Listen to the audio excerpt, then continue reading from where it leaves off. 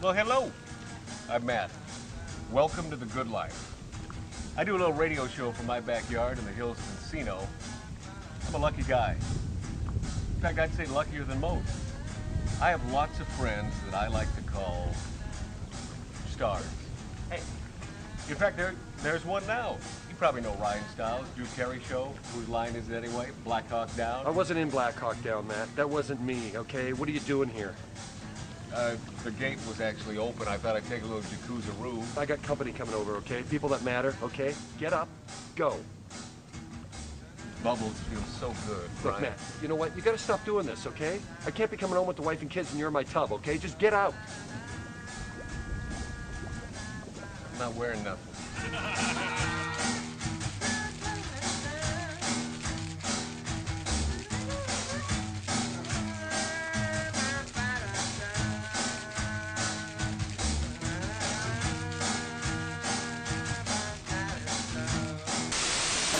Doohickey, you know, the doohickey that rolls. Hi, this is Meatloaf. Okay, kids, you know what time it is? You know what time it is? It's Outlaw Radio time! Most imitated radio station in the nation. I'm through with standing in line for some fun to begin, but I found a good thing leaving me with a grin. It's time for Outlaw Radio to begin. What you want? You have the great Billy Gibbons here? Yeah. It's very cool. He just passed out. Yeah. Hey, that didn't sound too bad. Huh? Had to lighten them up loud. Oh, man.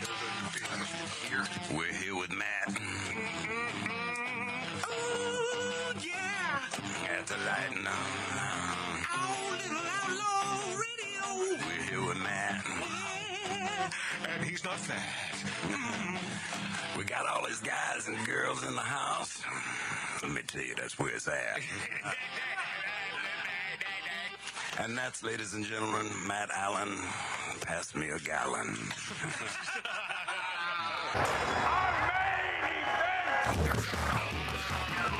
Outlaw. Outlaw Radio. Yeah. Okay, here we go. 2 weeks in a row without producer Tattoo Dave.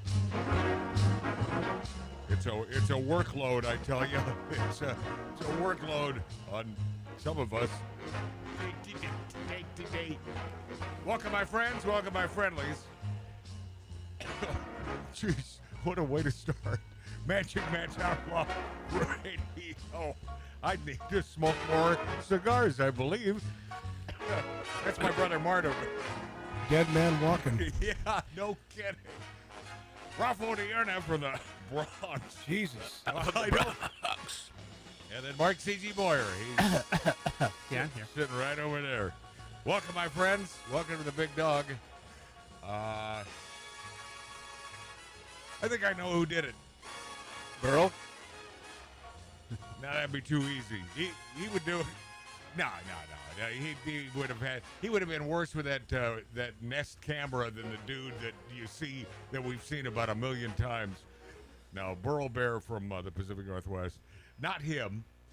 Although he would do it, so he'd have a subject and a topic for. That's why I said the name. Yeah, for his radio show. His True Crime Autobiography. Yeah, True Crime Uncensored, even though it is a little censored. Should be censored. I'll get into who I think this is in a moment. And by the way, what do I know, man? I ain't no investigator, but I think we all investigate, in our own ways. And I just think they bumbled this thing from the beginning. Don't you, Ralph? Isn't this the same state that couldn't have convicted Baldwin for shooting somebody? Oh, boy. Oh, no, that's Arizona. Mexico. That's New Mexico. Man, that's New Mexico. Oh, Tucson's next to New Mexico. Yeah. It bled over. I guess. No pun intended. I should have attended the Movie Guide Awards last Friday with Ted Baer. I should have. There was no upside to playing poker that night over at Chris's house. There was just no upside. And I had an in-depth conversation with Ted Baer of the Movie Guide Awards, Dr. Ted, last night. I told him the same thing. I said I should have done it. I said, how how did our Lord lead me in the wrong direction? I said, God has been, in my opinion, very, very good to me and always led me in the right path. But last Friday, instead of attending this black tie affair, and by the way, a black tie is all I would have been wearing. I Would that have been a good look? I instead played poker and lost my ass. It wasn't a good night. And there were some folks who attended this celebrity gala that in retrospect it would have been nice to see and run into. So there you have it. If your gut tells you to do something and it's not a bad thing, go ahead and do it. I just knew it. I don't know what the hell. Welcome, my friends and my friendlies. I might as well just get to this. So the FBI increased the reward money to $100,000, which still doesn't seem like a hell of a lot of money. Well, does the family pay for that, or is that the government? I think that's the government. I think that's the government. For any information that could lead to the location arrest of anyone involved in this ridiculous disappearance, I feel, obviously, you got to feel for the family. I don't know if I may have mentioned this last Saturday on the show, that I don't think she was alive on the first day. And wouldn't it be great if it was a beautiful story and she came home? But I don't see that happening. Anyone? Any chance whatsoever? Well, if she is a goner, I wouldn't pay the ransom. What? What the hell? Well, no, I think that'd be a bad idea. Yeah. It's money down a rat hole. But this poor gal, man. So the suspect described as male, approximately 5'9" to 5'10", average build, wearing a black 25-liter Ozark Trail hiker backpack. Authorities have thus far identified no suspects or persons of interest. Well, that's not true. I mean, they have. Okay. They've detained 4 different people, so Yeah. they've had suspects. Yeah, I know. Detained but didn't arrest. Right. They detained, they questioned, and let them go. Has anyone seen that third video? I'm not talking about the one with the dude with the 2 backpacks, and he's doing something with a backpack over that concrete barrier. Have you seen that one? No, to be honest with you, I haven't really paid much attention to it. Okay, well, the nation is, and somehow I've been sucked into this vortex, and I've been just feeding on this for the last couple weeks, and it's something that I don't really do, but for some reason, I just think they bumbled this thing, and they should have brought in the FBI. I think that sheriff has a real ego problem. And it's like, no, this is our case, and he wants to be the one to break it. Well, his very first mistake was the first night. They have some type of black sky law in Tucson, Right. But I don't care. Someone's been kidnapped. You bring the floodlights in, It seems and you like it. scour the immediate area. And they did not bring in any lights. They waited for daylight. Yeah, it just seems ridiculous. It's a black sky law. They don't want light pollution. Yeah, which So you can see the stars, Marty. But I sort of get that. I sort of dig that in that neck of the woods. I'm a desert rat, so I sort of love that idea. But damn it, man, when someone's life is at stake, Bring in those floodlights. yeah, bring in the damn lights. Release the dogs. The third video, which was released, was it yesterday or the day before, shows some dude about 10 days earlier, about 2 miles away, and he's fiddling around with one of those cameras at some house, but two miles away from Guthrie's house, and he's messing with it and so on. Dude has a mustache. The dude has the facial hair. He doesn't have a backpack, but I'm telling you, 86%, I think that's the dude. I think that is the perp. Well, I think they've got him. And by the way, since they put that video up for solicitation, not a word about it. So if they think that's the guy, I don't think they'd say anything about it, right? I guess. Look, I was watching the Super Bowl on Sunday, and there was a Nest commercial, And they were talking about how now they can find a lost dog within 3 hours because all the cameras are interconnected. Right, because all the cameras are interconnected. So they can't find their mom. And in most parts of the country, you will find cameras on all the roadways, except there because it's so dark and they have their streets are not lit. So it's and did the perp, was he aware of this or she? But I think it's that dude. Ralph, I think it's that dude in the third video that they released. I think it's him. I mean, he fits the profile, and you could say, well, he doesn't seem as heavy as the guy in the major video, but the guy could be padded down and wearing like 3 sets of clothes. Could be wearing lifts in his shoes. Maybe he's only 5'4". You never know what he could be doing, and not that he's a smart guy. It doesn't seem like he's a very smart guy. He could be 5'4", pudgy, but bald, glasses. Yeah, well, with a graying beard. Mark C.G. Boyer? No. And male pattern bald. I know where he was last or 2 Sundays ago, and no, as a matter of fact, I was never over to his casa. But what is he doing killing people? Come on. I mean, Mark C.G. Boyer may be a lot of things, but I don't think he's a killer. But I think it's this dude. He fits the profile. He's got the mustache. And more than anything, his gait in this video was the same sort of gait as the main dude in the main video. The same sort of gait and the same sort of hunching over.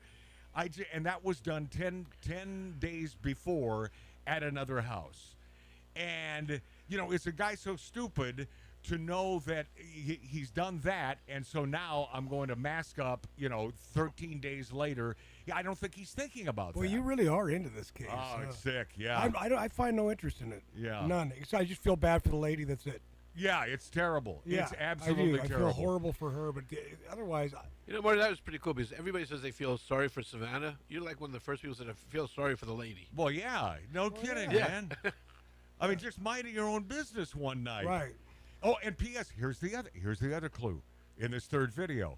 The dude was caught on camera around the same time, around 2 o'clock in the morning. So it's similar times to the Nancy Guthrie exile, and the guy's gait is the same. The guy has a mustache, and he's got those beady little eyes. And P.S. It is Mark. I told you. Mark C.G. Boyer. Well, no glasses, so I couldn't see. My hero, Gene Simmons, rips Rock and Roll Hall of Fame. That was awesome. For inducting rappers. I don't come from the ghetto, he says. Man, this guy, he has no fear. Nope. He'll tell you what's on his mind. I like what he said. He says, they're not singing. It's spoken word with a bass line. Yes. And, who among us haven't felt this way since the first rappers were inducted, right? Talk to our father. I don't think we'll see Led Zeppelin in the Rap Hall of Fame. Talk to our father about that, man. Ooh, the whole rap thing with him, it's a sore subject because he's like, wait a minute. Talk about the... I'm a musician. Yeah. And I don't consider that. No, I hate to. There are some good rappers. They have their own niche. They have their own thing in the music industry. It's like going to a poetry reading contest. Yes, pretty much. Yeah. Then they have all this battle rap and all this ridiculous things they come up with, and who could. And there's a difference between a rapper and an MC. Well, and that's another thing. They consider these DJs. Well, they're not DJs. They go spin. They spin. Well, they spin discs. 2 records, and they talk to the audience, and by the way, did you know the money these guys make? Oh yeah, Steve Naoki. I work with. He makes like $60 million. My owner of my company I work for, his son, gold record, and that's all. He's one of those guys. He makes in Vegas. He'll make $30,000 in a night. Yeah. In a night. Steve Aoki is the main dude, and just pulling down tons of money. And I just wonder, he's probably making as much as his daddy made. The creator of Benihana's, Rocky Aoki, his father, who I knew, good guy, man. And no chance of getting stabbed. And what do you mean? Well, his dad's gonna cut up all that stuff. Oh, wow, you're really reaching today. Oh boy. Have you ever been? never showed interest in the it. last Really? the last Benihana. And by the way, it's You got to go. It's an event. It Let me is fun. flip a shrimp into your hair, No, open your it's- mouth, and It's fun and the food is good. It landed in my pocket. The last time I attended a dinner at a Benihana was with the owner of Benihana's, Rocky Aoki. And so that tells you, that's many, many years ago. But good dude. Man, he's got to be looking down from heaven and saying, boy, my son has done pretty damn well, and not in the restaurant business. That Steve Aoki, who I understand is also a really good dude. He makes about $1 million a week. Isn't that incredible? Isn't that incredible for spinning records? Was that along with his income from the restaurants? No, that's just DJing. Yeah. Who knows what his daddy may have left him in his will? I mean, because Rocky was worth at least $1 billion. So who knows? Yeah, he did a number of appearances in high stakes poker cash games. Oh, Steve did? Yes, some years ago. Oh, is that right? I didn't know they spun records there. KISS co-founder Gene Simmons says rap and hip-hop artists have no place in the Rock and Roll Hall of Fame, outlining the unrelatable nature of the genre. I don't come from the ghetto. It doesn't speak my language. The Hollywood Reporter notes the frontman and bassist made his case for excluding certain artists from rock's biggest honor during a podcast interview with legends, NL leaders. He said in an exchange first posted last week that rap and hip-hop performers should look elsewhere if they are that desperate for wider public acclamation. In fact, the fact that, for instance, Iron Maiden is not in the Rock and Roll Hall of Fame when they can sell out stadiums and Grandmaster Flash is, right? Gene Simmons, spot on, my Excuse man. me, Magic. Oh, can I call you Magic? Yes, you may, Gene. I don't come from the ghetto, and I noticed Iron that. Maiden is one of the greatest rock bands of all time that should be in Yes. the Rock and Roll Hall of Fame. Well, of course, KISS is. But, Neil Sedaka should be in there too, and that was rock and roll from the 50s and 60s. And Iron Maiden, to this day, Bruce Dickinson, the lead singer, is about 67 years old. 68, Whatever he is, yeah. And the guy is still ripping it, and they're touring and selling out concerts all over And the still place, flying man. 747s. Yeah, still flies his jets. He's This a guy's pilot. incredible. Ice Cube and I had a back and forth. This is Gene Simmons speaking about this. He's a bright guy, and I respect what he's done. It's not my music. I don't come from the ghetto. It doesn't speak my language. And I said in print many times, hip-hop does not belong in the Rock and Roll Hall of Fame, nor does opera, symphonies, orchestras. How come the New York Philharmonic doesn't get in the Rock and Roll Hall of Fame? Because it's called the Rock and Roll Hall of Fame. Do they have a hit album? It didn't in there. The 76-year-old Gene Simmons says, but Ice Cube shot back and said, no, it's the spirit of rock and roll. Okay, fine. So Ice Cube and Grandmaster Flash and all these guys are in the Rock and Roll Hall of Fame. I just want to know when Led Zeppelin is going to be in the Hip Hop Hall of Fame. Oh, you can't do that. Oh, really? Music has labels because it deserves an approach. Rock and roll. Hip hop and rap is a spoken word art. There are some melodies, but by and large, it's a verbal thing. It just doesn't speak to me. Rock isn't? The genius of being able to put music and words and arrange it is much more complex. KISS was inducted into the Rock and Roll Hall of Fame in 2014. Ice Cube's rap group NWA was inducted 2 years later. Other rap artists who've been added are Eminem, Jay-Z. Some of their supporters chose to attack Simmons for his views, but he didn't back down. He told People magazine, I stand by my words, citing discrepancies in the association of the word ghetto, a term first applied as an adjunct to racism, and adding, you can agree to disagree and still respect and admire each other. Gene Simmons, you go, girl, guy, go. I don't know what his pronoun is. Believe me. Blood spitter? And $. Yeah, HGTV ends restoration show, Rehab Addict. I guess it was a pretty big show after the host inadvertently blurted the N-word. That's probably something you want to stay away from on national television. So that's live, obviously? Well, no, okay. There's probably an interview. Here's the deal. HGTV announced it'll be canceling the home restoration series Rehab Addict in response to host Nicole Curtis using a racial slur during filming. I guess there's footage from the Rehab Addict set. So, obviously it didn't make it on television.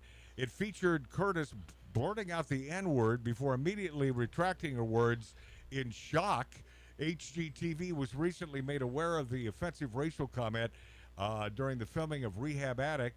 The network told Variety in a statement, not only is language like this hurtful and disappointing, I just love that. Who's really disappointed? I mean, it's like, okay, you don't want to use that word. I wonder in what text I've never used the word. Never used the word in private. I've never ever used the word. And I have a lot of folks in my life who have used that word, but I never grew up using that word. So that it would never just be, indiscriminately blurted out, accidentally. Not only is language like this hurtful, it does not align with the values of HGTV, which is building stuff, right? Yep. Is that the values? It's a construction show. Yeah. Accordingly, we have removed the series and all. Just because someone you remove the series? I don't know. Look, I got a buddy that says it every other word out of his mouth. I'm not disappointed. I'm not hurt. But I tell him, I say, Sam. Yeah. Sam. Jackson. Oh, jeez. Okay.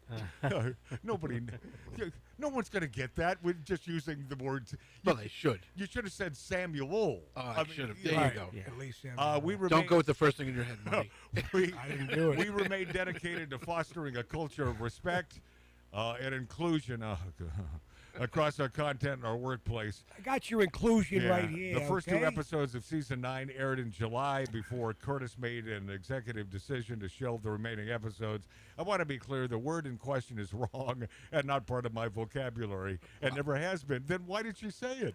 But you see, I hate the fake apology. Me too, man. Me too. Because if you say the word, then it is a part of your vocabulary. And you've used it before. No, of course. She says, I apologize to everyone. I'm grateful for the 15-year journey. Wow. 15 years and one blurted out expletive, and she gets canned. And by the way, if she's that much of an idiot, she deserves it. Well, and I watch these things on Instagram or YouTube, any social media platform, and about like the football game from last week, and black guys looking back, and they're Patriots fans, and they're all pissed off. The Patriots got their asses handed to them. Right. By who? And the Seattle Seahawks, these guys right here. Congratulations, Seattle. Anyway, they deserved it. But anyway, they will sit there and say, hey, come on. He's screaming at the TV, hey, N-word, and he's calling the white guys that too. Yeah. I've had black friends of mine throughout the years call me that word. Right. But, man, I could get away with saying it back to him, but not in a crowd. No, yeah. But I never did say it back to him because it felt weird, It just didn't Well, if feel it felt right. weird, you must have done it. I did a couple times. This former host there on HGTV says, my focus at this moment is rightfully on my relationships and my community, the people who truly know my character and where my heart is. A representative for Curtis told the Detroit News that the host is deeply saddened by the hurt her words have caused. What hurt? This is the part that pisses me off. Who's hurt? Hurt? Yeah, right. If you're hurt by a word, then Go to bed. my friend, you're too sensitive. What was it the wrong thing to utter? Yes. It's a word as I Not mentioned. very nice. It's a word that I don't use. I've never used. She takes full responsibility for their impact, regardless of context. The statement said, "What occurred was a clear slip of the tongue." You don't slip and just say the word. You just don't. Is it worse than a C word? Unless. Yes. I guess it is, because I bet she wouldn't have been canceled if she used the regressive C word. And I know you've used that word, so have I. Oh, so hell has yeah. Ralph. Last night, in fact. Well, on the because phone. I have friends from Great Britain, and I like to be inclusive. And P.S., that word is normal. Across the pond Normal. is not a nasty word like it is here in the States. In Australia and everywhere. Yeah. No, they she use takes it full differently. responsibility for the impact, regardless of context. What occurred was a clear slip of the tongue. A mistaken version of one of her well-known expressions, spoken after 17 hours of physically demanding work, very little sleep. Even so, she understands that intent does not erase impact. Oh, God. And she is truly sorry. Okay. I would like to see somewhere out there. Is it? I haven't seen the video. I don't know if there's access to the video of her saying this. Well, obviously, an editor must have sent it to the producer. Someone who was a little pissed at her, you mean? Yeah. Yeah, someone who doesn't like her so much. Yeah. Let's shoot ourselves in the foot and lose our job. Yeah, but I'd like to know the context. How did she use that word? Maybe she called herself that? I mean, what is she doing? All right, we'll be this after back in just seconds on Magic Matt's Outlaw Radio, on YouTube, on X, on the finest radio stations. What's up, Wassa? What's up, Green Bay? Love you, Wisconsinites.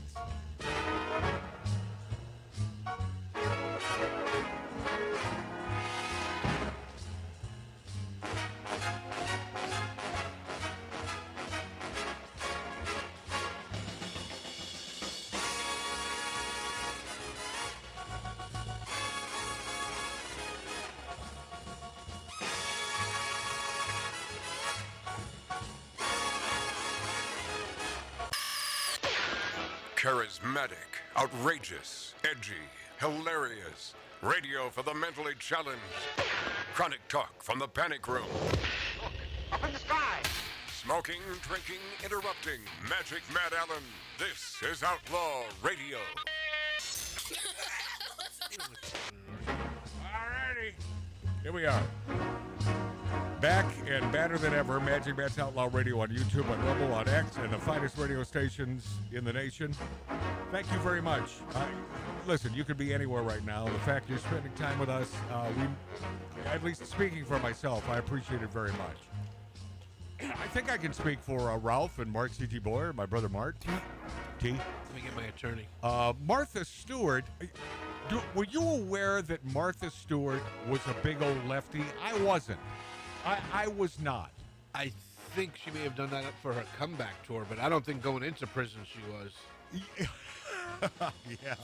Do you think she dabbled when she was there? Right? A little dabbling? I mean, just to stay safe? She showed them how to make hospital corners on the cots. You did say cots. Martha Stewart compares ICE enforcing law to living in George Orwell's dystopian 1984 novel. Do you see it that way, Ralph? Is that the way you see it? I do not. Yeah. But the way they paint, the left paints the ICE officers is that out of nowhere, they see someone on the street. Yep. If they are dark in any way, shape, or form, boom, apprehended. That's not the way this is going down. I went to Home they could be light-skinned. I went to Home Depot. But they still just nail them? Yeah. I went to Home Depot today in the San Fernando Valley, and believe me, it's you might as well, you're driving into Tijuana when you go to the city of San Fernando. I mean, that's basically what it is. But Home Depot, they're still out there. They're out there in droves, man, waiting for trying to wave you down, and not ICE, but these guys looking, for work, and they're illegal. I'm like, you guys really don't care if you get hauled away, because they will eventually round them up, ship them out. Hose them down. Yeah. Mule train. Martha Stewart lamented the U.S. Immigration and Customs Enforcement conducting routine law enforcement operations in her town, bizarrely comparing it to George Orwell's 1984 novel. I've been an extremely optimistic person my entire life. And by the way, there's always been something sort of hot and nasty about her. Right? Do you see that? I get the nasty part. I'm not, the hot part, maybe. No, just sort of just like... There's something there. Yeah, there's something there. Yeah. I'm not happy with what's going on with immigration, Stewart told USA Today during a pre-Super Bowl interview. We got a notice in my town of Bedford, New York, that ICE was in the schools, and that's extremely depressing. This is a beautiful suburban town an hour from New York City, and it's crazy, Stewart added, before going on to reference Big Brother. Big Brother watching is not an easy way to live, the retail businesswoman said. And I call BS on that. How so? I don't know of an instance where ICE has gone into a school. Right. That's the thing. Oh, I got it. I know what it is. There's so many lies, man. I know what it is about her. What? It's those squinty eyes. You know, she squints. I don't know. I think that's what it is, if you think about Hey, it. so you've been sipping that unknown, that disguised beverage, meaning that I didn't show you what you were drinking. It is a bourbon, and tasting notes. Do you have some? This is I'm talking to Ralph Odierna, the only man drinking bourbon on this show so far. What I like about it, there's an initial bite. All right. but it's not a lasting bite where sometimes it burns your throat. Yeah. No, this gets the taste buds going. All right. You guys are freaking like bourbon snobs. You're weird. Because we're doing a bourbon tasting? We're Yeah, I know, snobs? man. You're like It's got a little nutty taste to it. Yeah, I know. Little nuts. Do you go to wine tastings too? There- Have a little there's- slice of cheese. There's a and taste some of nuts in apple there? and- What else do you connote? One second. Yeah. And by the way, that's a proper bourbon tasting glass. There's a little fruitiness to A little it. fruity? Yeah. A little fruity in there? Yeah. Rudy. Is it a little fishy also? No, not fishy. A little fruity, Marty. Yeah. It's like a bouquet. Oh. So when you can smell it, and the smell matches the taste. So it smells like ass. Okay, so does the scent match the flavor? 100%. And I like that one. So on a scale of 1 to 10, because you're a bourbon drinker, what do you give? That's it? an 8.5. 8.5? Yep. Wow. Man, that's okay. Beautiful. Now, Does the scent match? what do you think? What do you think that bottle would cost you? Because you bring over some pricey bourbons. Yeah. And so, what do you think this that you gave an 8.5, which I think is a stellar That's rating? not the one, Mark. I know. If I were to make a guess, I would say that's a $59 bottle of bourbon. I must tell you, Ralph, that's what I thought you'd say. I think that this bourbon is one of the most underrated bourbons out there. I'm gonna hold on. It's over here. I'll bring it.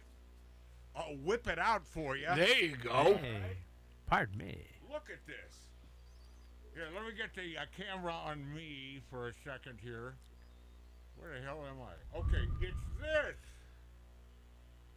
It's Evan Williams, bottled in bond, 100 proof, and you're for a 750. It's about $18. This thing is $34 for a 1.75. Wow.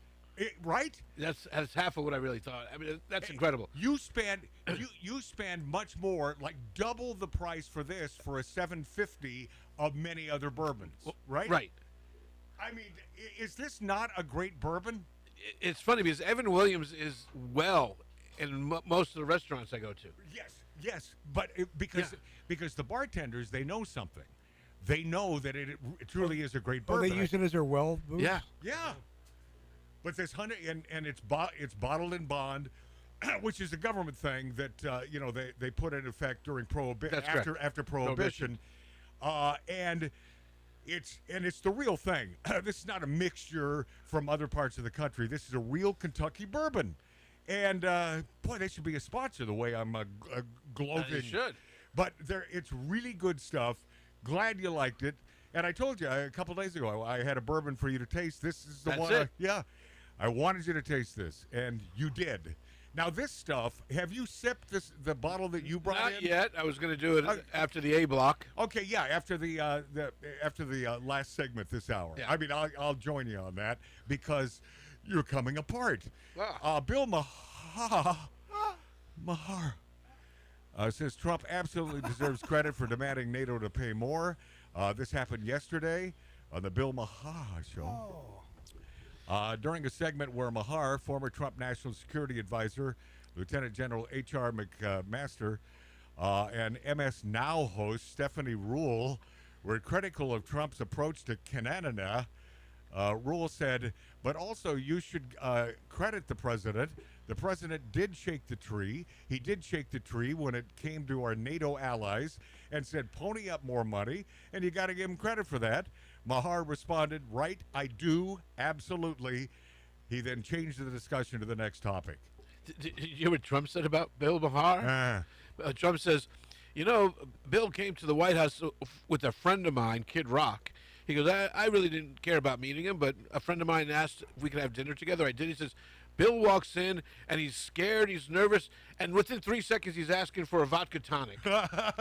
Yeah. He says, but we had a very pleasant dinner. We had a nice conversation. We left as friends, and then for the next couple of weeks, he was very, very kind to me. He was very elegant. He goes, but he's slipping back, trying to curry favor with his lefty friends. Yeah. He was very, very nice for several weeks. The only thing that bothers me about the NATO thing is they make the best ammo in the world. I hope they don't jack their prices on ammo because ammo's already high. We make it for them. It's But it's It's a NATO round. like a NATO round, Yep. like a 30-06 is a NATO round. But a 9 Springfield millimeter, makes it.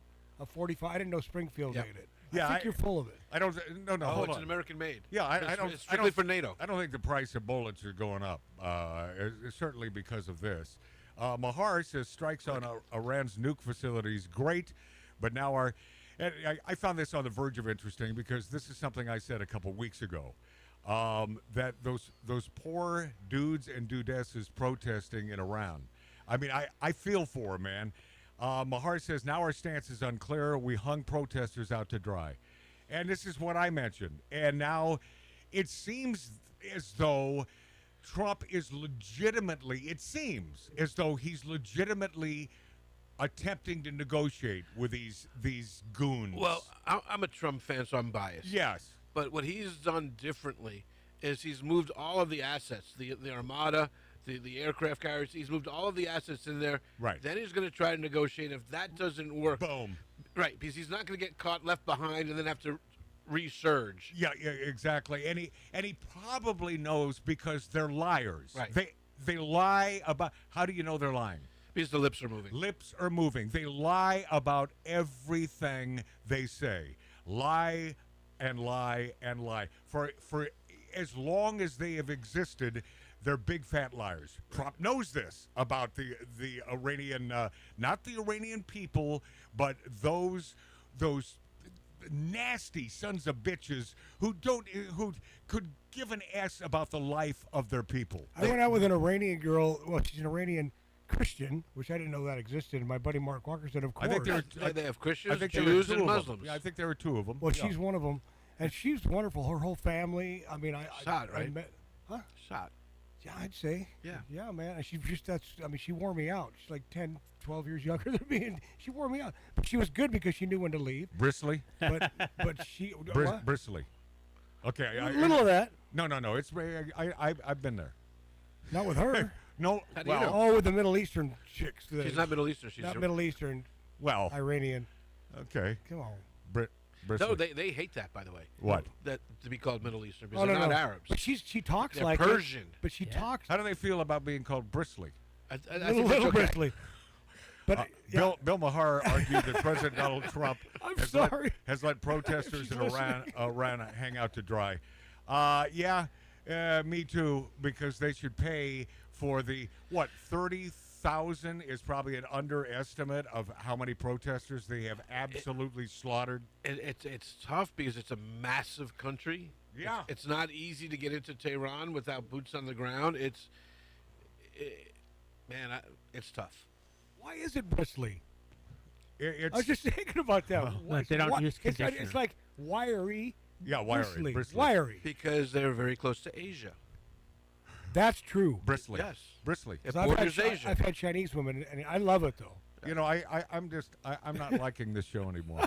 I just don't like where You know, it's interesting when I don't like where it's gone. And by the way, I think I brought it there. You Right, did. yeah, you did. You did. we were in the green room before the show, kicking back, and Marty's like, "This is a great show without Dave," and I'm like, I did not say that. I did not. I was like, "That's I did nasty." not. Dave, I didn't say that. Ralph said that. Now that was bristly. Ralph said that. Okay. Okay, just so you know, Dave, Yeah. I never. Hey, by the way, my mouth. we're gonna check in with our producer, Tattoo Dave, Hey, at the beginning of next hour. We'll find out I had to how go first. how is Dave faring after the operation, turning him into a female. We'll see how if all the parts feel right to him. Damn it, he made it through. Yeah, No, I don't get his new bike. No. We'll talk to him next hour. And MS Now's rule says environmental deregulation, lowering car prices, meaningful. Boy, this is key here. Meaningful if you want to litter and smoke in gas guzzler. See, that's who these people are. Nasty. They don't want you to drive a car. They want all of us on buses and transportation provided by the city. It's easier for them to keep control of you. Of and course. line you up. Of course. Talk about Nazism. Yeah. Talk about that. She reacted to the prospect of the Trump administration's rollback in environmental regulations that they announced earlier. And some of these regulations, fine, but you go too far. Yes. You go too stinking far. Yeah. You make it impossible to rebuild Malibu, case in point, Pacific Palisades. Right. Especially in the state of California, man. What a bad place that we happen to be broad chasing from right at this moment, the former Golden State, getting anything done in business. Man, would you ever start a business here? Well, the governor's right on it. No, he's over in Europe right now. Yeah. He's always been on it, He's he? starting his presidential run already, man. Yeah, all right, we'll be this after back. Magic Matt's Outlaw Radio. Hey, go ahead and hit the like button in Magic Matt's Outlaw Radio on YouTube. I mean, if you wouldn't mind, comment, do what you do. We'll be this after back.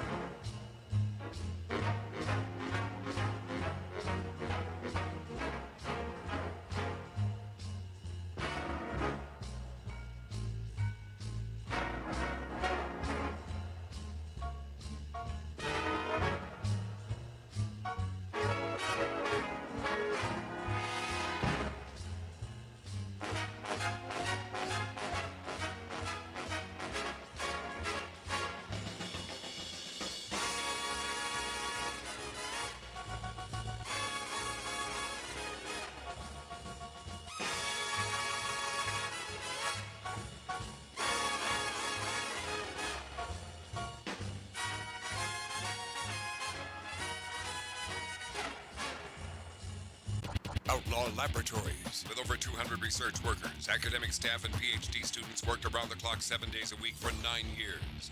And today, we deliver broadcasting from atomic scale components, 21st century technology, talk stars, and subliminal messaging. Motivating, stimulating, mildly erotic, 24/7. Outlaw Radio. Welcome back, my friends, my friendlies. Welcome back. Magic Matt's Outlaw Radio on YouTube, on X, on Rumble, and the finer radio stations in the country. What's up, my friends in Wisconsin? You're doing a little 14th of the month Valentine's soiree. Did you buy a box of chocolates for the lady? Because it's all about the girl. It's all about the female. I know that Ralph will not be playing poker tonight. Not that any of us will. I don't think there are enough people for a game, but I'm working on it. Okay, but the bottom line here is Ralph has a date. Well, anyone I know? No, it's a friend thing. Rayo's restaurant in Hollywood. Yeah.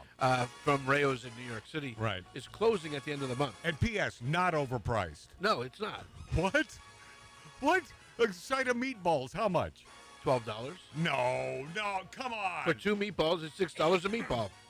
That's about what it is down the street here. Really? Russo's. Yeah. You don't think it's overpriced? No. What's a New York steak gonna cost you there? They don't have a New York steak. Oh, they don't? They only have a porterhouse for 2. Oh. Which is $145. Yeah, that's sort of. Is it prime? Probably not. Yeah, see, it should be prime for that much. But you know what? There's not a lot of Italian restaurants that make great steaks. No, you're right. You're right. Caruso's has a ribeye, and it's not bad, dude. No, but I'm not saying they don't. I'm saying, but you don't go to an Italian restaurant for a steak. No, not normal. Their pastas are $25, $26. Is that right? I Yeah. thought they were so much pricier. No, the pork chop that I love there is like $35. I love pork chop. See, I've always understood that the Rayo's in Manhattan is pricey. Well, they only have 11 tables. Right. Yeah. Ralph, how's a pork chop? Thick? It's so thick that it took too long to cut, so now they shave it in half. You get two. No. I'd rather have the whole thick bastard. The problem is it was taking 45 minutes to right. cut. Oh yeah, I got you. Yeah. And they want to turn the table. Now, where's the place that? Enough about food. I'm getting hungry. What? The place that you and Lou Diamond Phillips used to go to, and you took me there to get pork chops. Lucy's Tacos? No, like the best place in Hollywood for pork chops, and Matt took me there one time. Yeah, it's no longer there. It's the joint that was open 24 hours. Pacific Dining Car. No, in Beverly Hills. Beverly Hills. Yeah, and it was there forever. And when Lou Diamond and I were, There was a 24-hour place in Beverly Hills. Hell yeah! And they served the greatest pork chops and the mashed potatoes, and their gravy was off the hook. In fact, that little what appears to be a garbage can next to you, sitting right there, that is in reality that is an umbrella stand from that restaurant because my former producer. Oh, he liked to take things. He was a thief. He was a thief. So one night on the way out, he takes that. And it's like, wait, I said, Rex Dale, that former, and by the way, dead. Rex Dale, what are you doing? He said, well, I thought we might use. I said, put it back. I was with you that night. So I get in the car, and I think he's putting it back. No, he put it in the trunk. Yeah. Oh, yeah, he's a thief. Yeah. Klepto, man. So that is from that restaurant that I can't think of the name right now. Yeah. Wow. Yeah. That was a great place. I love that place. Oh, yeah. He has stolen so many inanimate objects What from did so Ryan many Stiles, places. our buddy Ryan Stiles from Drew Carey used to Yeah. say, like, Matt and I were over at Ryan's house when he lived in Encino up there. Yeah. And so Rex was with us, and we all sat down. We're having a couple cocktails. Yes. We're by this pool, right? So Rex goes in the house through the sliding glass window. So the minute Rexdale walks in the When house. he walks out, Ryan goes, and the thievery begins. and by the way, didn't Ryan come up with a watch missing over there? Yes, he did. Also, yeah. Yes, he did. Yeah. Yeah. Uh-huh. Yeah, I just don't understand thieves. God rest his soul. I don't understand thievery. Dustin Hoffman is a klepto. Is he? Yeah, buddy of mine was first AD in two of his films, and they had a PA that would follow him around. Oh God! Because what he would steal stuff from the set, right? And then they have to, for continuity, they're like, "Where was that lamp? Where'd Yeah, that lamp is that go?" right? Yeah. Is that right? Some people just can't help themselves, I guess. And it is. I wonder if Dr. Drew Pinsky would call it a disease. Probably. A kleptomaniac. It's a disease. Is it a disease? Yeah, it's genetic. But it's not like Dustin. It's not like Dustin Hoffman can't afford anything he wants. No. So it's not about that, right? No. That looks good. I'll put it in my trailer. It's just the weirdest thing. My ex used to work for this lady. She washed her. DeBecco's? No. So she. You So talking about Ed my DeBevick's? ex worked. That was a diner. My ex worked for this lady, and she had tons of money. Her and her husband, beautiful home, man, gorgeous place, everything. And she used to watch her kids. My ex did. And she got busted for shoplifting at Ralph's twice for stealing wine. Oh, and she was worth $1 million. Her and her husband. Oh, jeez. But that wait, doesn't matter. wait. This is the gal. Yes, you know who I'm that talking went out about. with Ronald Isley of the Isley Yes. Brothers. Yeah, yeah. That's the one. Yeah. Who's that lady? She's a klepto. Oh, That's who that lady is. Wait, Mark is still attempting to come up with a name Villa of this. Blanca? No. No, this 24-hour restaurant in Beverly Hills. It was there forever, and it was great. I hated it when it closed down. I hated it more when Lou Diamond and I sort of became unfriendly, and I think it was my doing during a show. You got a little rude to him. Well, you didn't get rude to him. No, I just accused him of having sex with my wife. Yeah, you're like, you did my wife, didn't you, Lou? I said I don't hold it against you. Yeah, I remember you saying that. And I don't believe we've spoken since. No. Yeah, we'll be this after back. Magic Man's Outlaw Radio. Thanks for being there.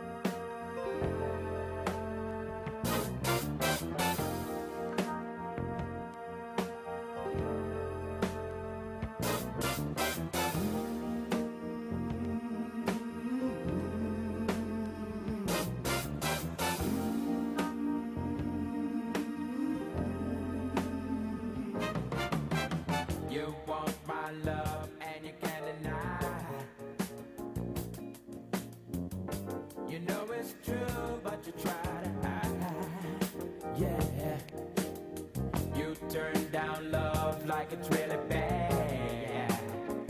Ow.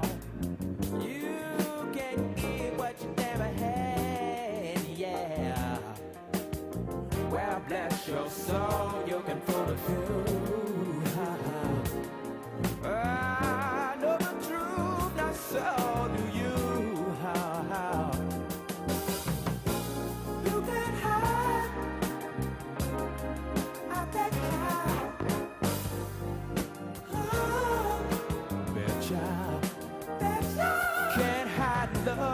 can't hide love. Well, I bet ya. I can't hide, yeah.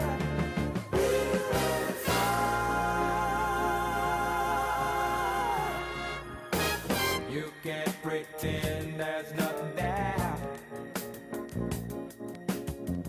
Girl, I look in your eyes, see you care. So why not stop trying to run and hide? You won't find out if you never try. You want my love? I bet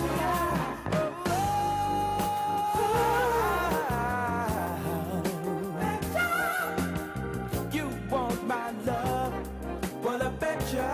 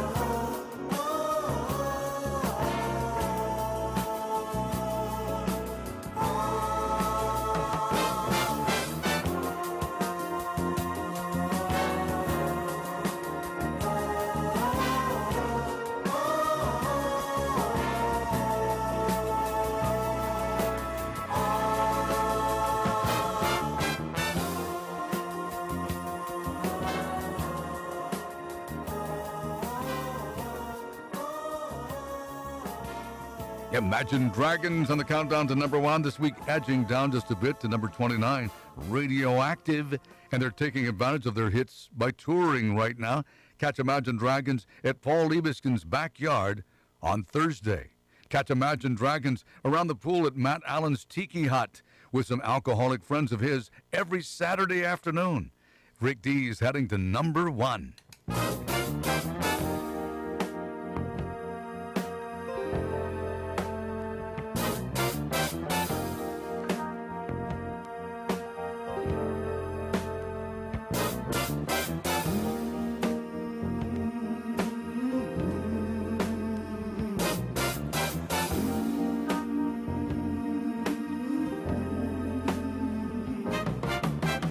You want my love and you can't deny. You know it's true, but you try to hide. Yeah. You turn down love like it's really bad. Ow. You can get what you never had. Yeah. Well, bless your soul, you can fool a few. I know the truth, not so do you. You can hide, I bet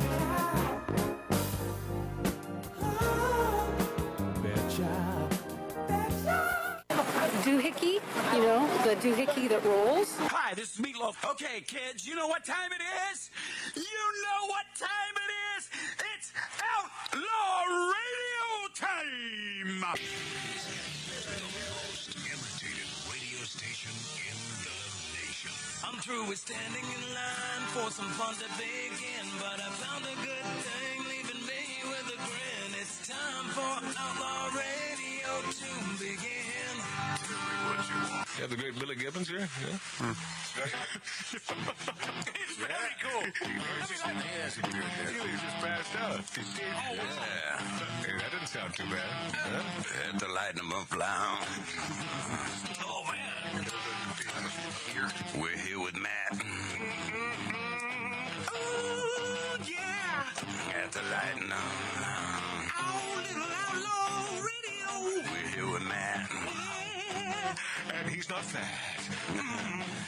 We got all these guys and girls in the house. Let me tell you, that's where it's at. And that's, ladies and gentlemen, Matt Allen. Pass me a gallon.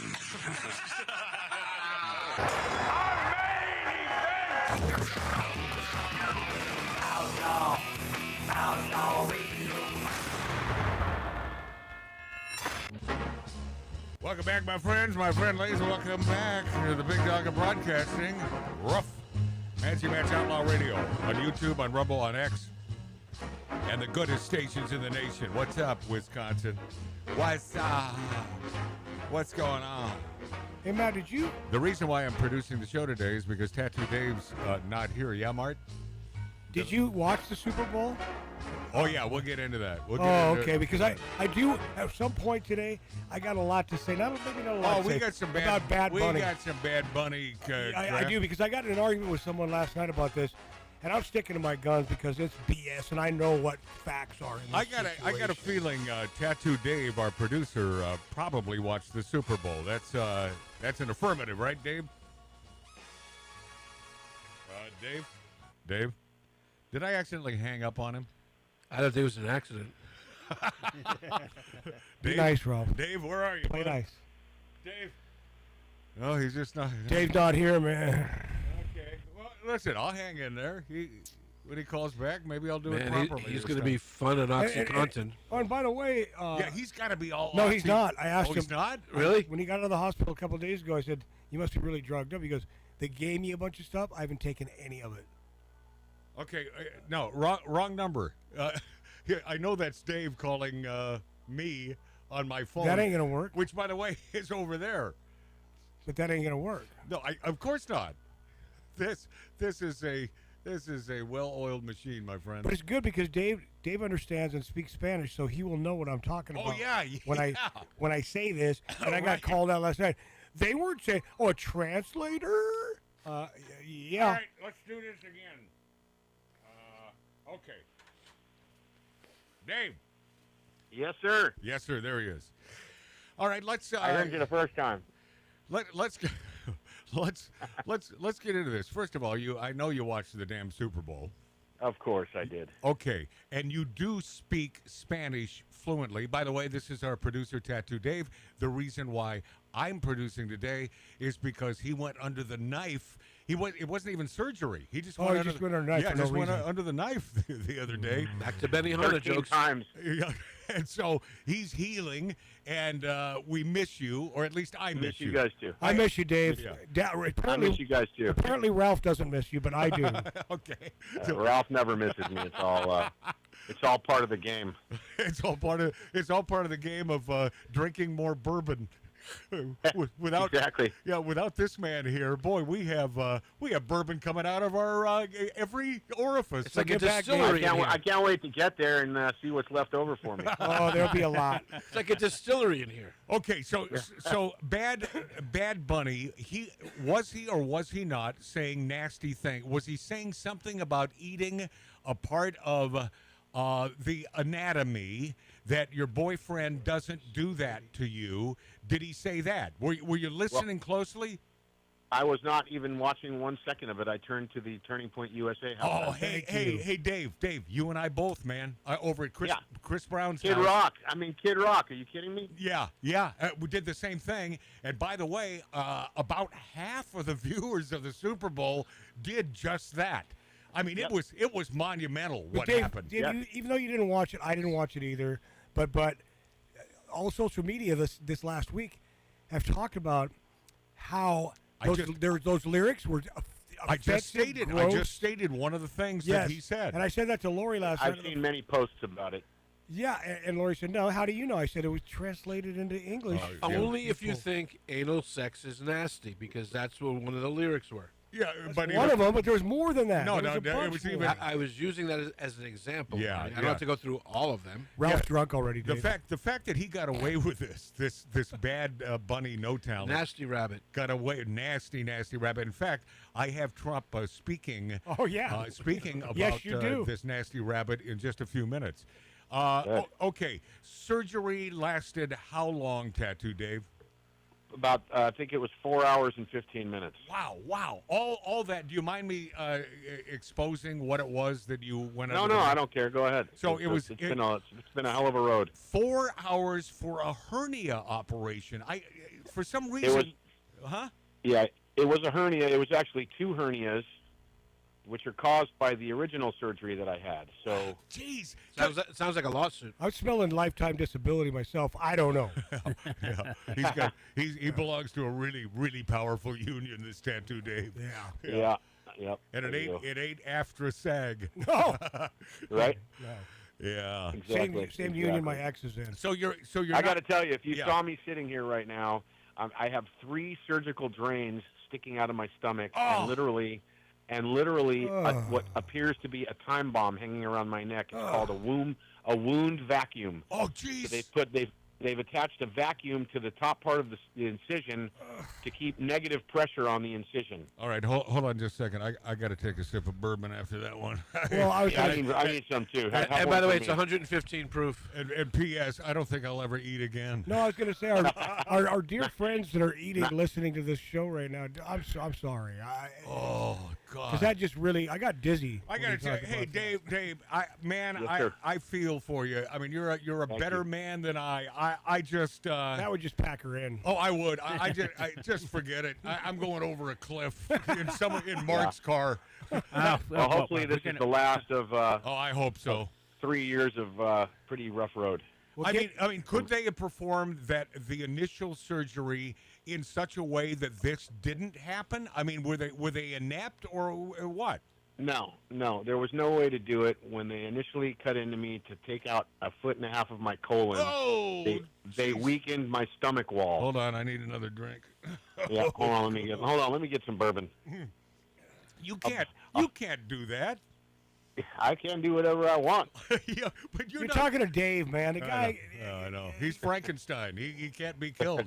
he just cannot be killed. By the way, from your lips. I do miss you, brother, but it's a love-hate thing here because I kind of wish, because I might have ended up with that new Harley you just got. So if you didn't. Hey Matt, would you turn Marty's mic off? Oh man. So Dave, you gotta just say, yes, it was a boring. The first half was boring in the game, but you gotta say congratulations to Seahawks. They did deserve it. Well, he doesn't have to. Yeah, they do, and I think they were destined to win. And if Broncos were there, it would not have been that pretty.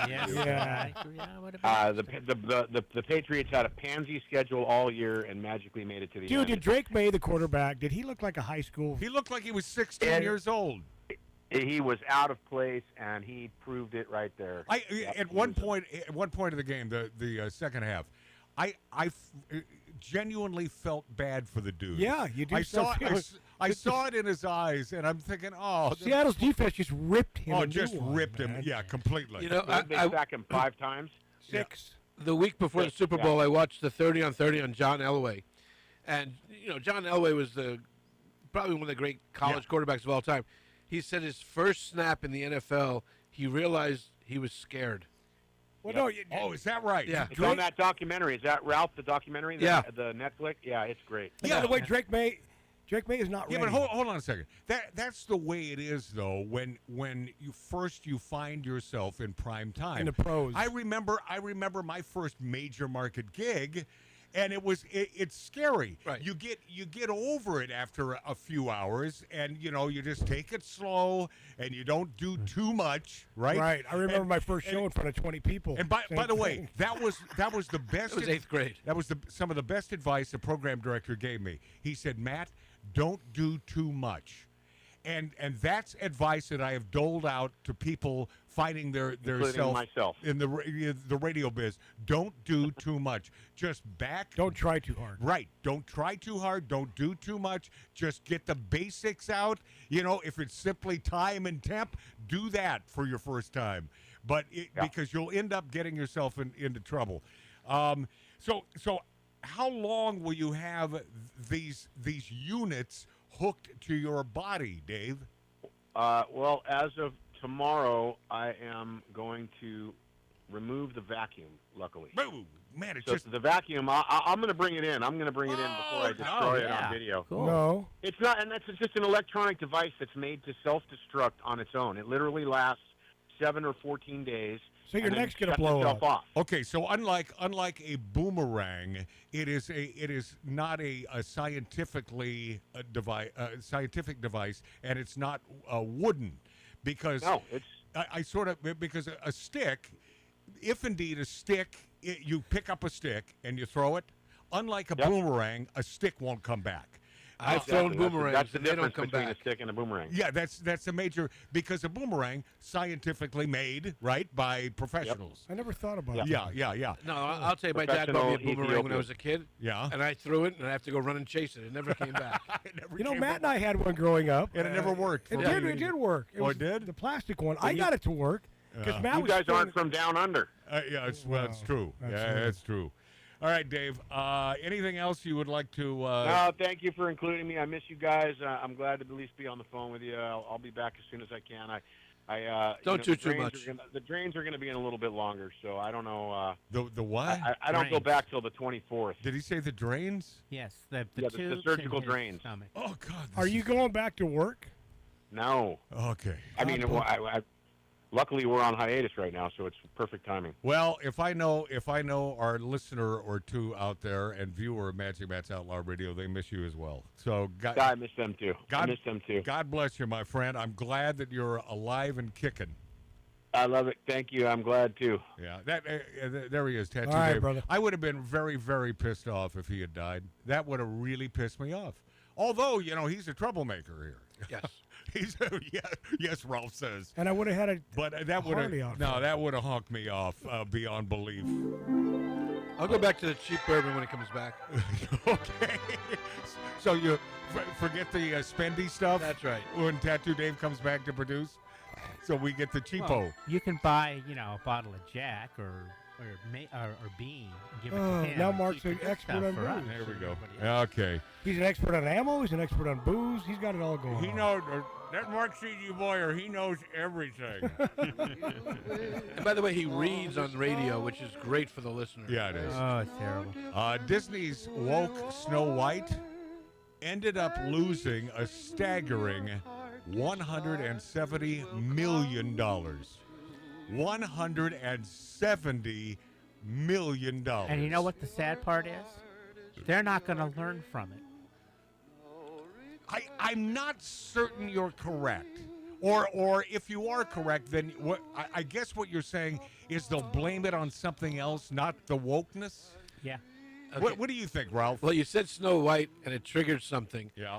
The AP last week went off on the Winter Olympics, saying it was too white. Too white. Too white. Yeah. And how about those Olympians throwing America under the bus? Yeah. What a bunch of pieces of crap. They were complaining that the French ski team had no minorities on it. Have you ever watched Matt? Have you No, ever, that's in the AP have article. you That ever, makes me laugh. have you ever watched the Olympics? Never. I never have either. Never. I do. Not into it. Just Oh, dude, there was a big controversy in the curling. They went And I like Is curling where they bring the brooms out? Yes. Yeah, it's so Oh, weird. God. I just find, and they call that a sport. I'm going to sweep the dust off in front of the thing. We won the gold, and we had a 54-year-old guy on it, the oldest guy to win a gold medal. Oh, is that right? Yep. Oh, congratulations. And that was ours? Yes. Oh, good. What does that do? They're sweeping. Hold on a second. Wouldn't you think the Brits would win curling? I mean, they do that, right? Well, no, our team's from Minnesota. Oh, yeah, and a lot of But Ralph, tell me, because I've always wondered, what's with the broom? What are they sweeping in front of the thing? The loose ice. Better. Oh, stop. They're making it slicker. Who was the first Yeah, who came person up with that crap? that thought, here's a good idea? And they're laughing right Let's now. push a rock down the ice. It's ridiculous. Disney went woke and broke. The final accounting for the studio's 2025 debacle remake Snow White, staggering $170 million down a rat hole. The actual accounting for the film industry, notoriously hard to figure, of course, and Hollywood works the books very closely to hide as much of their actual profits and losses as possible. For instance, the U.S. film studios do not publicly report what they spend or make on individual movies. They usually lump all productions into one report for the year, showing only overviews and baselines, not individual costs. However, in the UK, things are a little different. That's because the British government has a huge financial incentive program that pays back credits to filmmakers who decide to produce inside the UK. But one of the requirements for those tax breaks or credits is that producers have to provide the government with precisely itemized expenditures per movie. Consequently, since Snow White was made chiefly in the UK, Forbes was able to come to an understanding of what Disney spent on the remake of the famed 1937 animated classic and how much it earned. And, man, $170 million. It's like whoever greenlit that idea and read that script. They just got promoted. Yeah, Disney, yeah. And this one I found sort of on the funny side. Disney World Gay Days paused for 2026. Pride Event Org can't find sponsors. They can't find sponsors for Disney World Gay Days. Oh, somebody's paying Well, attention. what's interesting is for the last 5-6 years, we have to accept men as women and women as men, Right. Except in the Olympics. Yeah. Yeah, you sent this to me, and I found this interesting.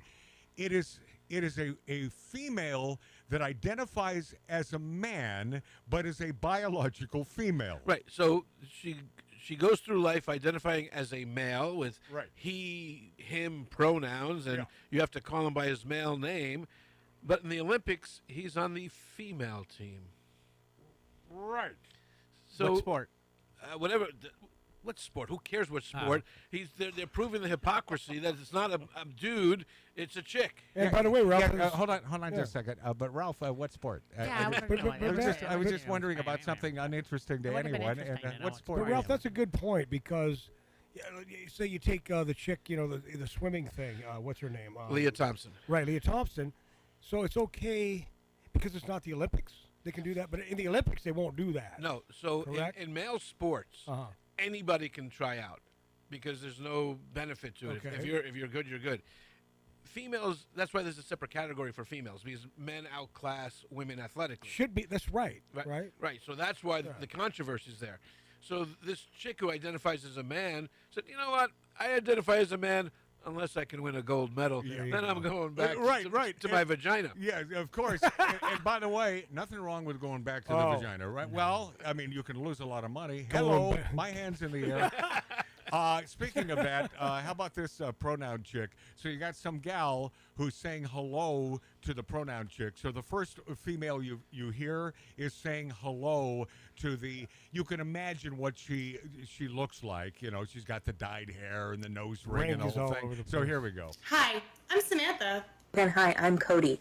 I am a white transmasculine femme non-binary, temporarily mostly able-bodied, neurodivergent, obsessive-compulsive, chronically ill, culturally Jewish, Unitarian Universalist, non-monogamous, demi-low romantic, gray demi-bisexual, survivor of acute and complex trauma, millennial, and cat parent in mental health recovery. So you're retarded? That's right. All I heard was she was Jewish. I love that so much, man. That was the long-running Pride Month event known as Gay Days at Disney World has been placed on pause for 2026, with event organizers citing a sponsorship loss and other logistic challenges. Yeah, a lot of these big corporations are afeared now. They're a little feared of getting involved. After careful consideration, we made the difficult decision to pause the Gay Days Orlando event scheduled for June.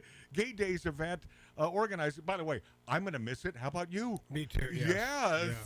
I was going to miss it anyway. I'm going to miss it 12 years in a row. Swing it, baby. Changes to our host hotel agreement, the loss of key sponsorship support, and broader challenges currently impacting LGBTQIA, EIEIO.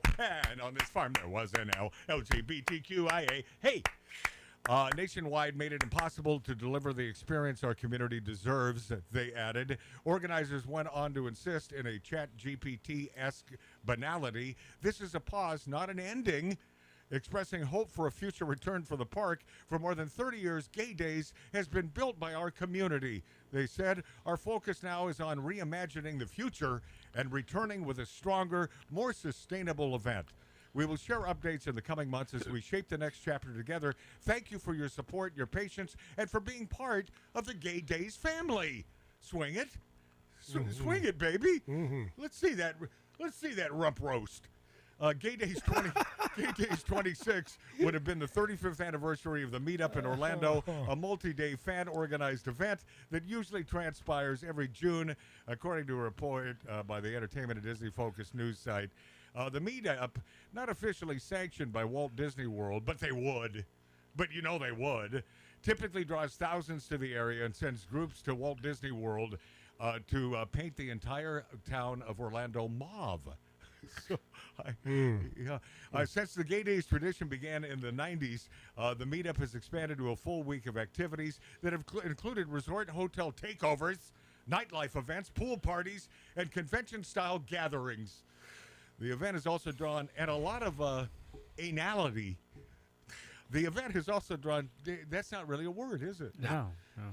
The event has also drawn criticism and public controversy over the years, with families and park-goers lamenting certain behaviors associated with the gathering were not always aligned with the atmosphere of a family-focused destination. You think? Some of the previous complaints have included concerns about excessive public displays of affection, reports of revealing or adult-themed attire in the parks or at resort hotels, general questions. I wouldn't like to be involved. The same reason I would not attend the Gay Pride Parade in West Hollywood, about 20 minutes from us. You know, there's no reason. You mean for it. You've never been? Oh. No, never. No, but he has been the Grand Master.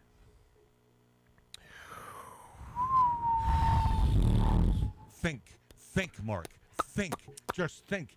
While the Gay Days meeting up in Orlando is paused, similar events in other locations are still on the calendar, such as Gay Days Anaheim, right down the street, south of us here in the San Fernando Valley. Which is surprising because they're pretty conservative over there in Anaheim. I don't know. Orange County is, going the way of so many blue states. It used to be ultra conservative. Right. I don't know. These little dip asses are taking over. True. Yeah. It's, I don't think they're really taking over. I just think too many people are leaving. That's another fact. So what you're saying is the conservatives in California getting the hell have out. had enough. Correct. Yeah, and they're getting the hell out of Dodge. Yeah, what a dirty, rotten shame. Do you think we'll ever have another Republican governor in California? Steve Hilton is doing really well in the polls. Is he? Yeah. Do you like him? I don't really know him, to be honest with you. Right. But his policies seem, Yeah, but anyone with an R in front of their name, good damn luck. You will Very not tough. be voted in. Not in this state. And I think a lot of people don't realize he's a Republican because he's got a British accent. Oh, is that right? Yeah. Yes, because Brits, mainly. They sound gay. Wait, did you say sound gay? I'm a woman. Yeah, we'll be this after back. I mean, who cross-dressed more than anyone? Monty Python and Right. Benny Hill? A lot of cross-dressing there. And Their army is in skirts. Right. Good point. That ain't right. All right, we'll be this after back. But we're not here to judge. Oh, wait, yes, we are. We'll be this after back on Magic Matt's Outlaw Radio. Thank you for being there. You want my love and you can't deny. You know it's true, but you try to hide. Yeah. You turn down love like it's really bad. Ow. You can eat what you never had. Yeah. Well, bless your soul, you can fool a few. I know the truth, not so do you. You can hide. I bet you. Betcha. Can't hide love, can't hide love. Well, I bet you. I can't hide, yeah.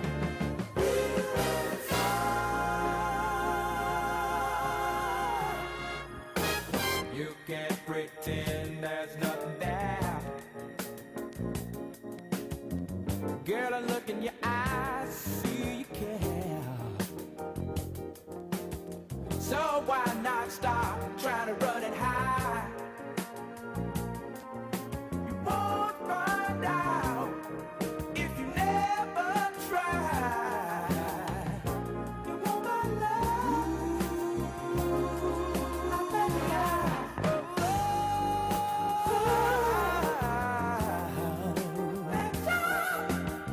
you. You want my love? Well, I bet you.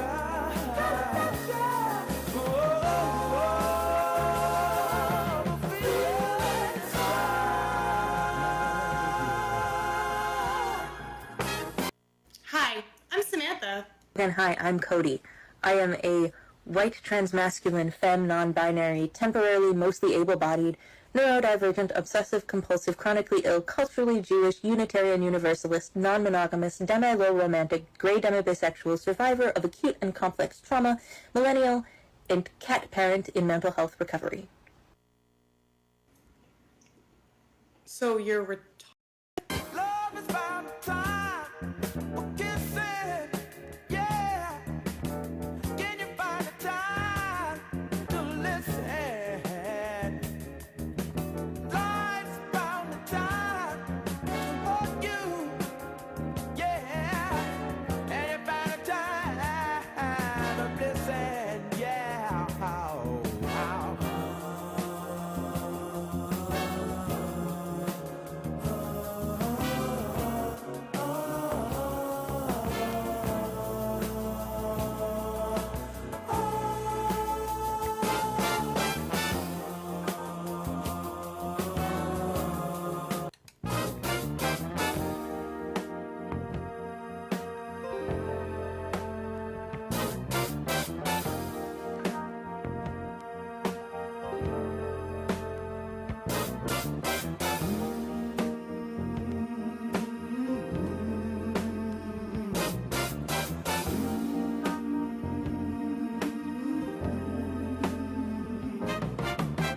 You want my love and you can't deny. You know it's true, but you try to hide. Yeah. You turn down love like it's really bad. Ow. You can eat what you never had. Yeah. Well, bless your soul, you can fool a few. I know the truth, not so do you. You can hide. I bet you.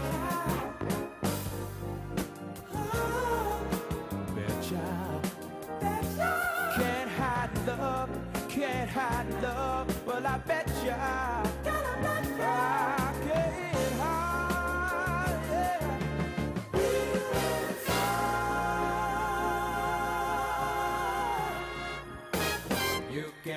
pretend there's nothing there. Girl, I look in your eyes, see you care. So why not stop trying to run it high? You won't find out if you never try. You want my love? I bet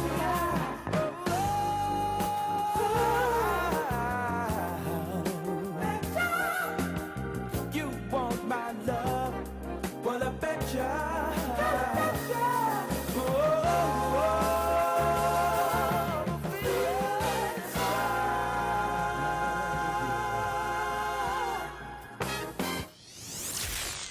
Stars, would-be stars, wannabes, and people who just want to hear themselves talk. The demons of decadence, smoking, drinking, and interrupting. Live from an 1876 Virginia City, Nevada-style bar, this is Magic Matt Allen, Outlaw Radio. Welcome back, my friends, my friendlies. Welcome back, Magic Matt's Outlaw Radio on YouTube, on Rumble, on X, and the finest stations in the nation. Appreciate your time.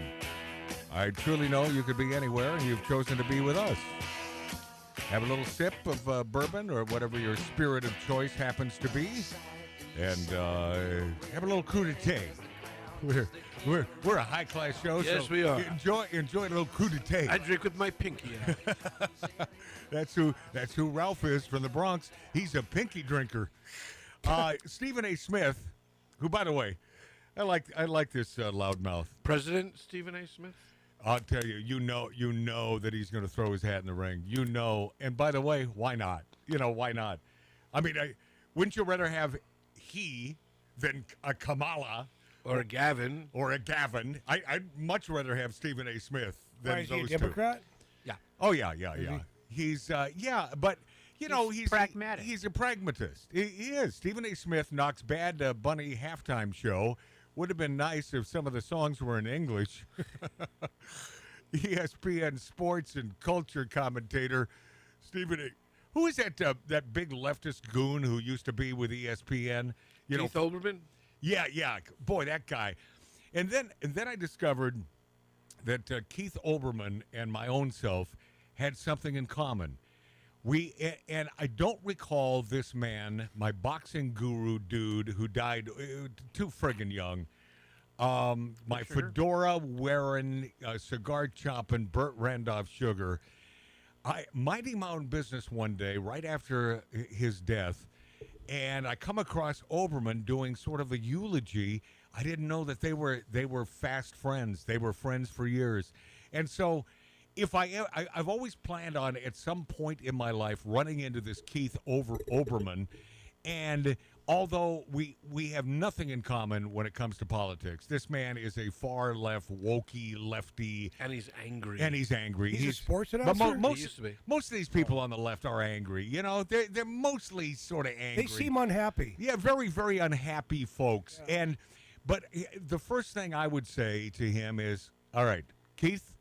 First of all, I want you to know, I want to get this out of the way. You and I are on completely different political stratums. However, your love and passion for the man that I had love and passion for and still do to this day sort of bonds us, and that's Burt Randolph Sugar. He loved the guy, too. And by the way, Burt Randolph Sugar was no conservative. We never talked politics. He was smart about it. I remember he and I sitting at the bar at Musso and Frank's in Hollywood, California, the oldest restaurant in Hollywood, and a great joint. Great. If you ever plan on visiting Southern California, that's your go-to. You got to check out Musso and Frank's. And we're sitting there at the bar, and we're waiting for Lori Downey Jr. to arrive, the widow of Morton Downey Jr. And so we're talking about Morton, and apparently Burt Randolph Sugar knew Morton, and he said, "Oh, that guy was nuts." That guy was nuts, which sort of gave me an inkling as to where he was politically. No, I'm on the right, and he was nuts. No, he was not. Yeah, right. No, he was not. He was a little nuts, but he was the P.T. Barnum. Right. I mean, he would do anything for attention. He was a singer. He'd dance. You know, he did. And by the way, that night, Lori and Bert and I went across the street to that what used to be a great old dive bar. What's the name of that joint? I was there at least once a week. No, No, The Cat in the Fiddle? Right across the street. You just walk You across. walk over there. And it was a great joint, but then they screwed it up. You know, like all the Frolic. No. Not All, the Frolic? like all the may great have been dive Bordner's. bars, they mess these joints up. They, you know, what they do is they virtually euthanize the place by redecorating. Was it Bordner's? Yeah, Bordner's. Yeah, great Glad I came up with old that. dive. Good and job. so outside Bordner's, after way too many cocktails, the three of us were dancing outside on the street. Nice. And it turns out that Lori, who is a professional dancer and a professional provocateur, boy, she was on a rage last night, wasn't she? We were talking to her on the phone. Well, you did say something very offensive, and I thought about it today. Really? I did. I felt bad. What for did her. I say? I felt horrible for her because it was uncalled for. Oh. There's no reason for you to say it. It was. I was a few whiskeys in. It was. Yeah, I know. Well, what was said? I'm let me judge. I don't even want to repeat it on Okay, the air. okay, I so- really don't. It was that nasty. Well, then I will. I am persuaded to believe that it was uncalled for. If Mark says, I okay. thought about it all day today, and I felt really. Really? I texted her even because So- I felt bad. So I for should have. her. Oh, good. So you Yeah. cover your ass, and I. And No, I'm no, in I hot covered my water. ass last night, and you got mad at me for sticking up for her. I'm in hot water. All right. Well, Okay. what you said was very rude. Yeah, and you know she's a good gal. She is a troublemaker. I mean, she is a troublemaker. Oh, she can hold her own. Oh, No doubt. oh yeah. But anyway, I guess they, you know, because Lori knows all the classic dances, they were time stepping. It's a dance called the time. It's a move, and they were out there. Burt Randolph, Sugar, and Lori time stepping. Great memory, and man, do I miss that guy. He was wonderful, man. I would It never was great. never visit New York without getting together. I'd give him a little heads up. He'd meet me in the city, and we would stay out until 4 a.m. He was one of those guys, and just a great guy. Stephen A. Smith, ESPN sports and culture commentator, he's not really happy about Bad Bunny speaking in Spanish. Of course, the NFL's choice to headline the Super Bowl halftime show. Has vowed to only sing his music in Spanish, never English. And then, of course, on the Super Bowl, he stuck to that promise, performed his entire NFL halftime show in Spanish. One of America's get-togethers of all time. Once see a year. America? Yeah, America. America. It is our get-together. It is so American, the Super Bowl. It's about as American as it gets. But with only about 15% of Americans able to understand Spanish and even fewer the Puerto Rican slang that fills his songs, it appears the NFL was telling more than 85% of America that the Super Bowl halftime show was not for them. Now it appears that Stephen A. Smith agrees that the NFL's choice was not a good one. By the way, that's an alert on my phone. Can you hear that? Is that coming through? It's probably, I hope Tattoo Dave is okay. Earthquake alert. I hope he's okay. Now it appears Stephen A. Smith agrees that the NFL's choice was not a good one.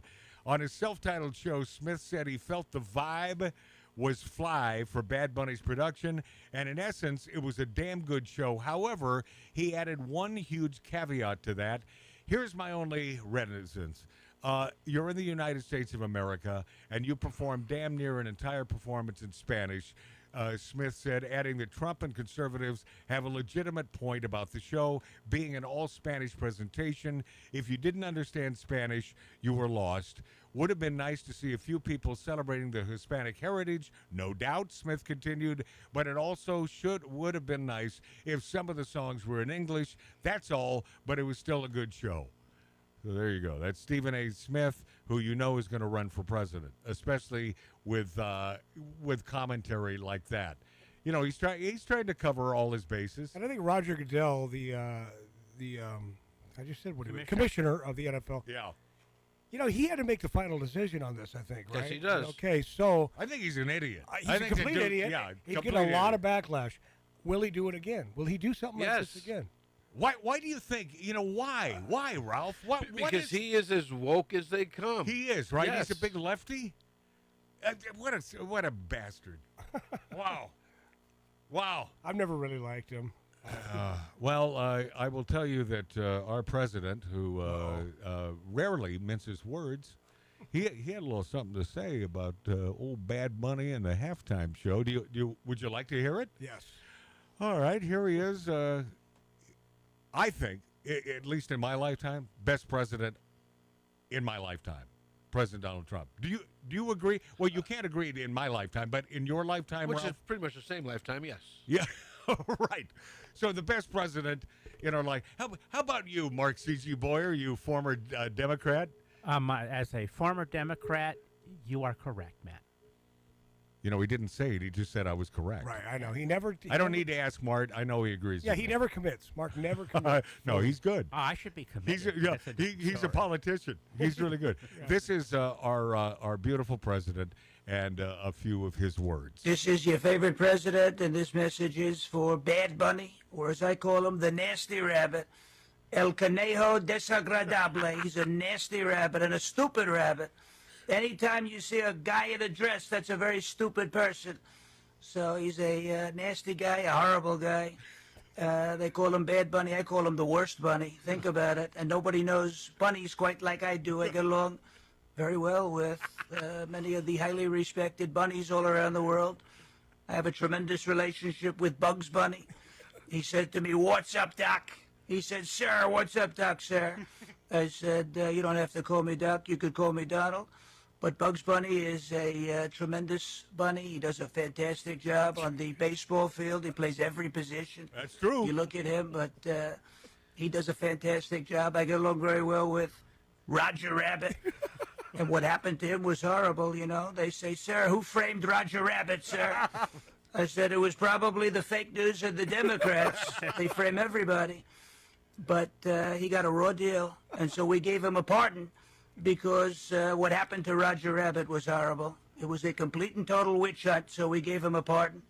I got along very well with the Easter Bunny, who used to lead Crooked Joe Biden around like a lost puppy. But the Easter Bunny said to me, "Sir, you have the biggest Easter eggs the world has ever seen. They're much bigger than crying Chuck Schumer or Peso Store Obama. You look at Hakeem Jeffries, they have very small Easter eggs, but I have the biggest eggs the world has ever seen. Nobody's ever seen anything like it."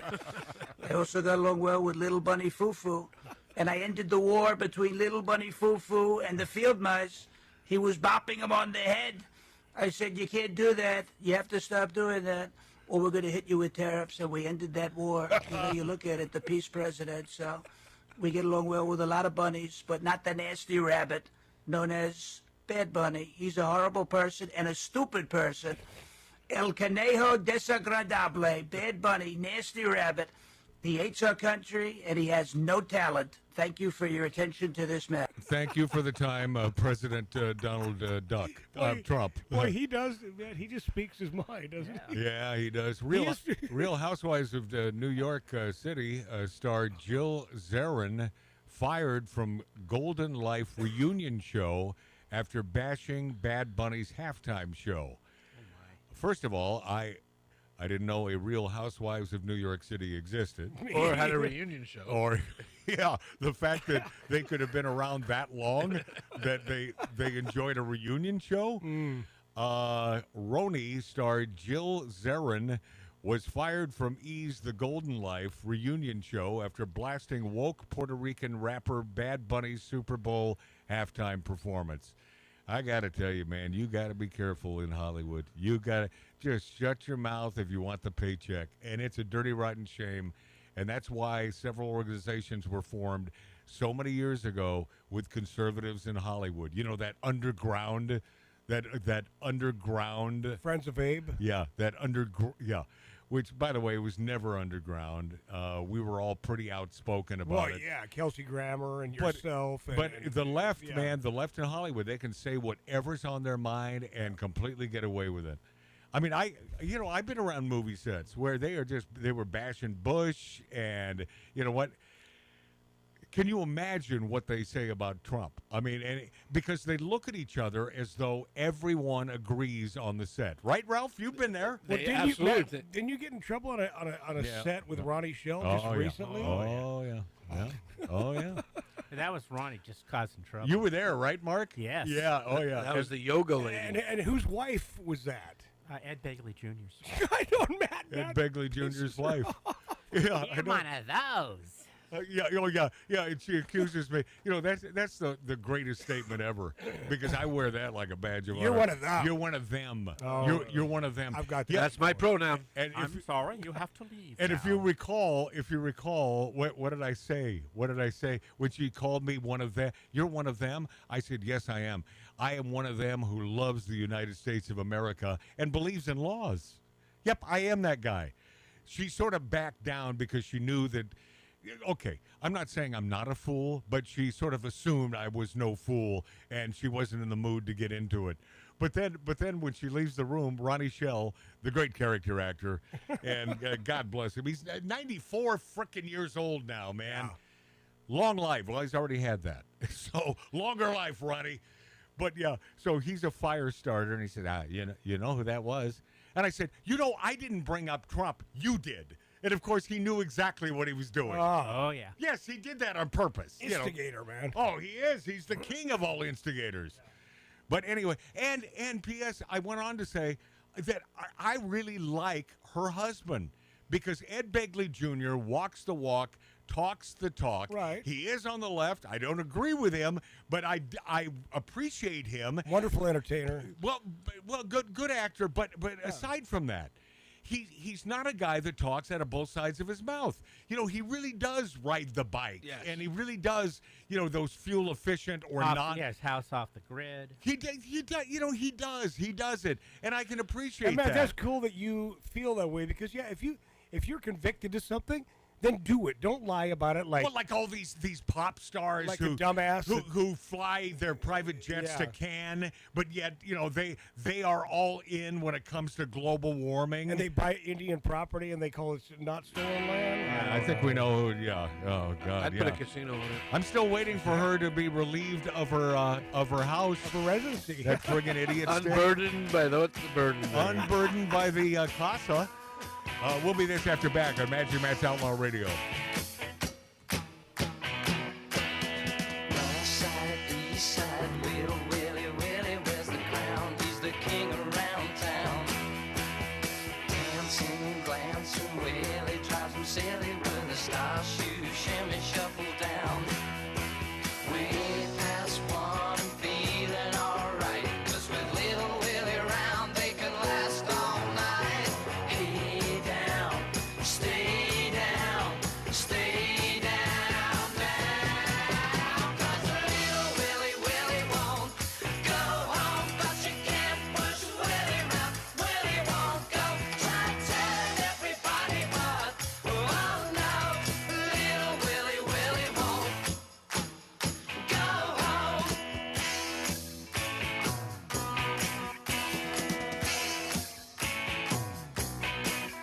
Uptown, downtown, little Willie drives him wild with his runaround style.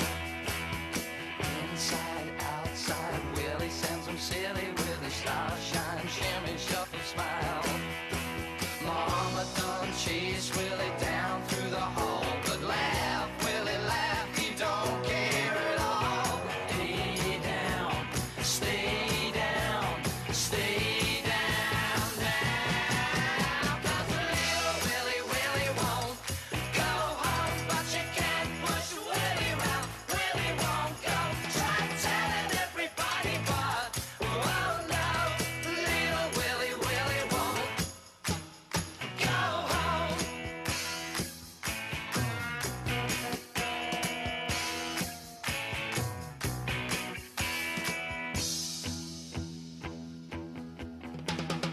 Little Willie won't, Willie won't, Willie won't. Little Willie won't, Willie won't, Willie won't. Little Willie won't, Willie won't, Willie won't. While driving along, top down, hair whipping in the wind, the radio turned up so loud bugs burst and birds scatter.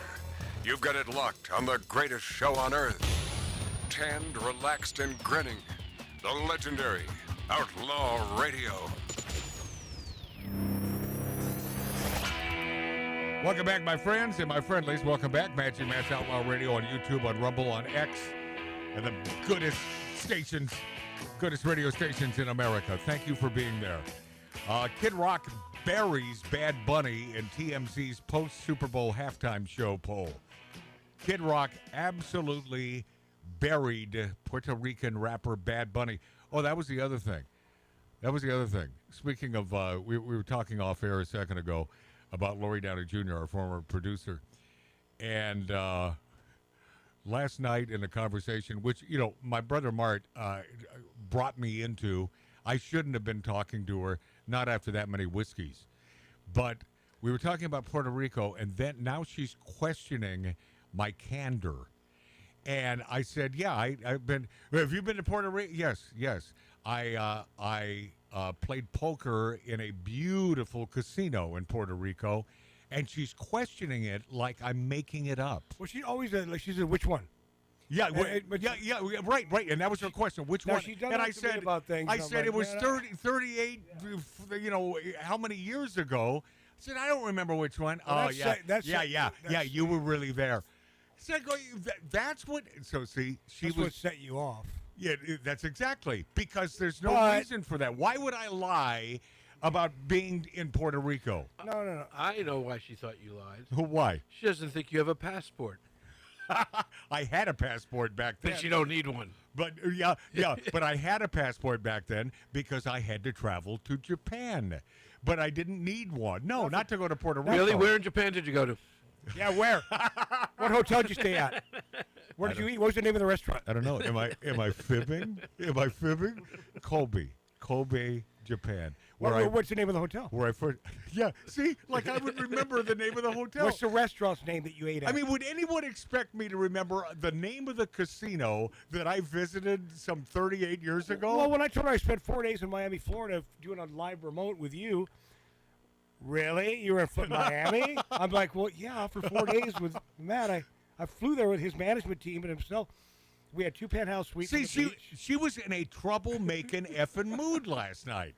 Well, you were too. You know that Morton Downey Jr. and Lori Downey, they used to get into knockdown, drag-out fights. I mean, in the middle of a street in Manhattan one time, they both got out of the cab and they're throwing crap at each other. I mean, this isn't just me, my friends. I mean, look, man. What? I do defend her in a certain because you were going at. Yes, because she went after. After me. You were about 4 bottles in. And the one thing I don't do is lie. I do not lie. Kid Rock buries. How'd you do in the tournament? What? Oh, the Friday tournament that I should have attended? In Puerto Rico. I don't. Yeah, how'd you do? Did you win? I don't remember. No, I thought it would have been funny if he remembered he won, but he couldn't remember where. No. I had a bad beat. I would have remembered if it was a real bad time, but I would have remembered if I won a lot of money. So I obviously didn't. Kid Rock. This poll says that Kid Rock just buried Bad Bunny. May not have gone exactly how TMZ expected, as Kid Rock soared ahead of Bad Bunny with a 64.5%, saying Rock had the better show to Bad Bunny's 35.5% before TMZ shut the poll down. TMZ tried its best.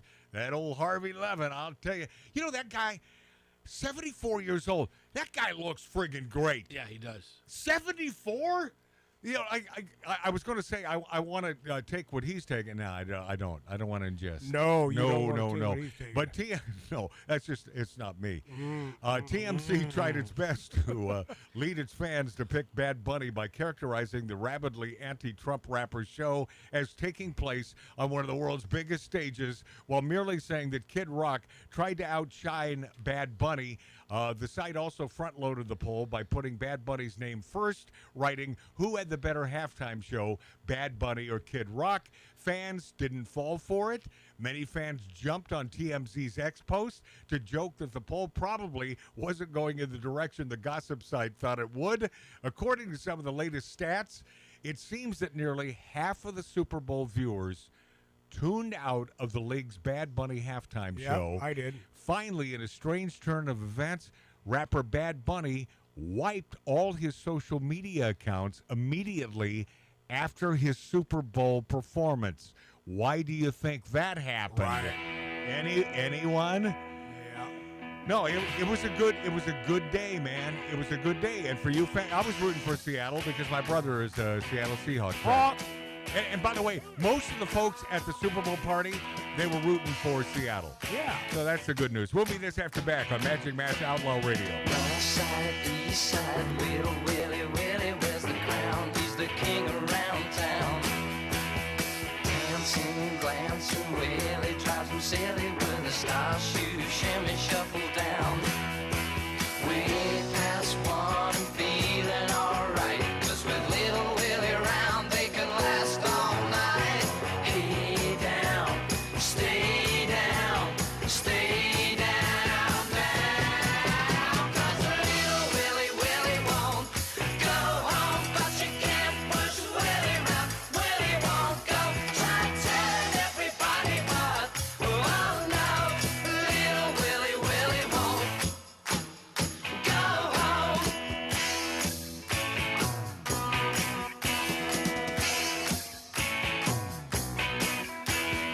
Uptown, downtown, Little Willie, Willie drives him wild with his runaround style.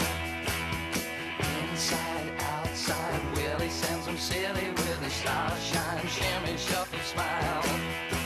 Mama done chase Willie down through the hall, but laugh, Willie, laugh, he don't care at all. Hey down, stay down, stay down, down. 'Cause Little Willie, Willie won't go home, but you can't push Willie round. Willie won't go. Try telling everybody but, oh no, Little Willie, Willie won't go home. By the way, Little Willie, that was my nickname in high school. Little Willie, Willie won't, Willie won't, Willie won't. Little Willie, Willie won't, Willie won't, Willie won't. Little Willie, Willie won't, Willie won't, Willie won't. Little Willie, Willie won't, Willie won't, Willie won't.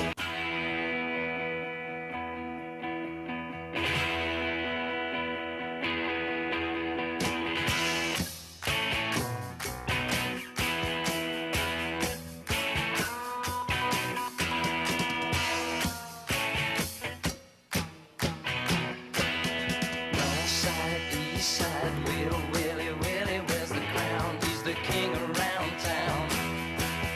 Dancing, glancing, Willie drives him silly with a star shoe, shimmy, shuffle down. Way past one and feeling alright, 'cause with Little Willie around, they can last all night. Hey down, stay down, stay down, down. 'Cause Little Willie, Willie won't go home, but you can't push Willie round. Willie won't go. Try telling everybody but, oh no, Little Willie, Willie won't go home.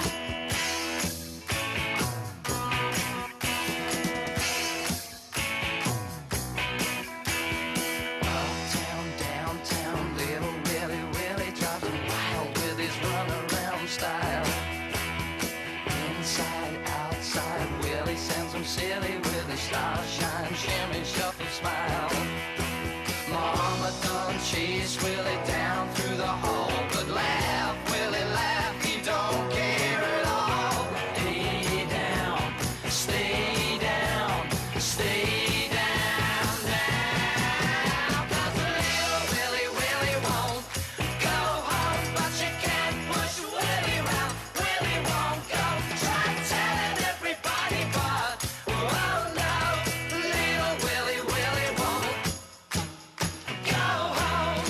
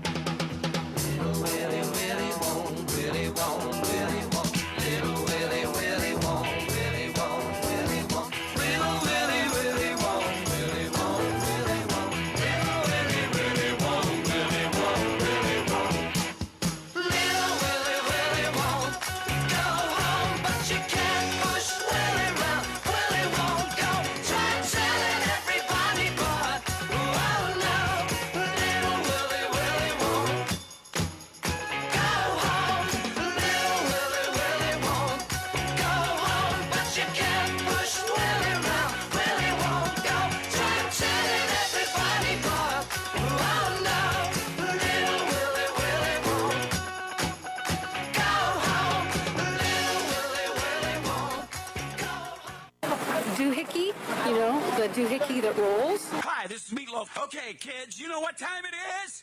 You know what time it is? It's Outlaw Radio time! Most imitated radio station in the nation. I'm through with standing in line for some fun to begin, but I found a good thing leaving me with a grin. It's time for Outlaw Radio to begin. Tell me what you want. You have the great Billy Gibbons here? Yeah. It's very cool. You just passed out. Yeah. Hey, that didn't sound too bad. Huh? Had to lighten them up, Flower. Oh, man. We're here with Matt. Oh, yeah. Had to lighten up. Oh, little Outlaw Radio. We're here with Matt. And he's not fat. We got all these guys and girls in the house. Let me tell you, that's where it's at. And that's, ladies and gentlemen, Matt Allen. Pass me a gallon.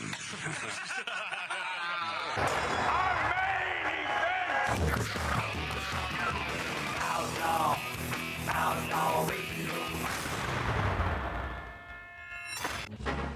Welcome back, my friends, my friendlies. Welcome back. Magic Matt's Outlaw Radio on YouTube, on Rumble, on X, and the goodest stations in the nation. Thank you for being there, my friendlies. Appreciate it very, very much.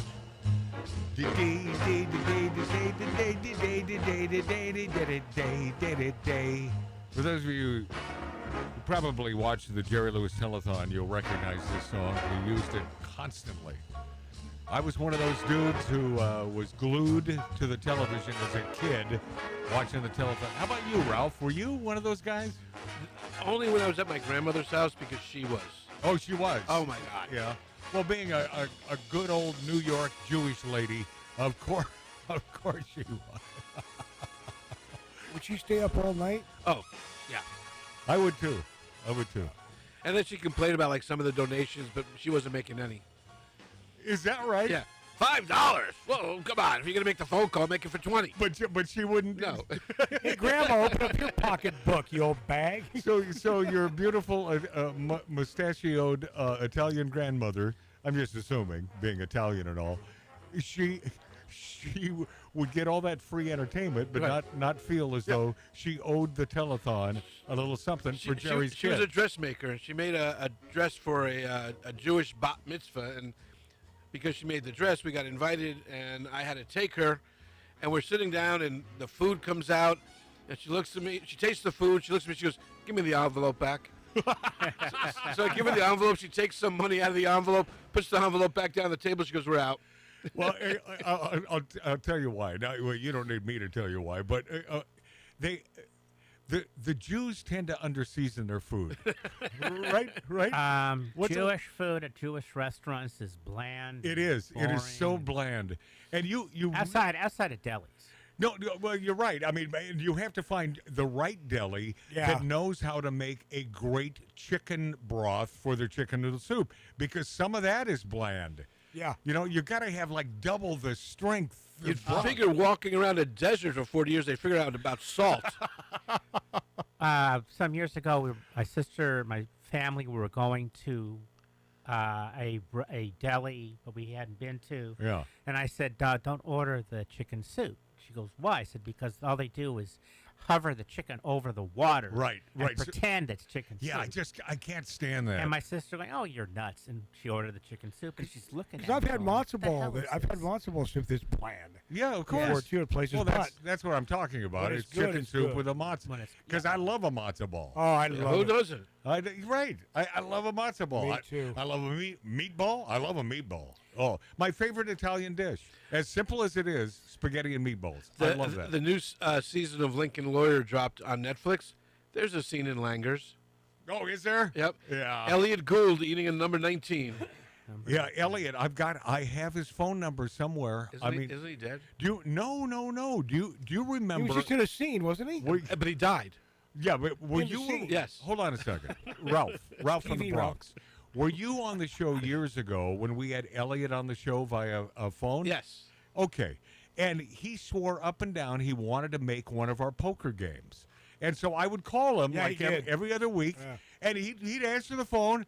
He said he always has something to do, but I think he was sincere. He's a poker player. Maybe we should have thrown it at his house.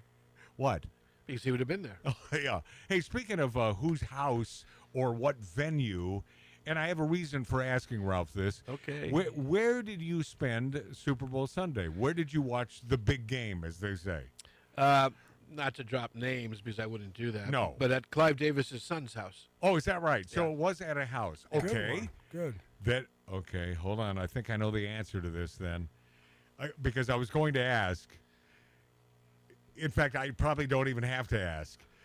So there was no turning to TP USA during halftime. No. Right. So you were forced to watch the Bad Bunny show. Well, only because by the way, his son is hardcore right. Oh, he is. Hardcore right. God bless him. Actually divorced his wife because she got the shot. Oh, is that right? Got the old jabberoo. Because he wouldn't have sex with her because he didn't want anything to transfer to him. God bless the guy. Wow. God bless him. What a good dude. I need to meet this dude. Yeah. But he is Jewish, so it was bring your own bottle, bring your own food. What do you think of that, Mark? I think that's fabulous. Of course you do. Bring your own. BYO, BYOF. Wait, are you telling me that Clive Davis, his son, didn't supply any food or booze? Ashtrays for the cigars. That's about it. Yeah. So were you outside in the backyard watching this? Okay. Well, no, the TVs were on the inside, but the back patio, he had tables and cigar stuff. Yeah. And you had to watch Bad Bunny. Well, no, I didn't. I was outside smoking my cigar. You didn't watch any of it because I haven't seen any of it. I'm certain it was a big production. It was well-produced show. Oh wait. How do you know? No, let me explain. Because the people Hold on, I will explain. Yeah. So Mark and I are at the same Super Bowl party, but we're outside watching the game, smoking cigars.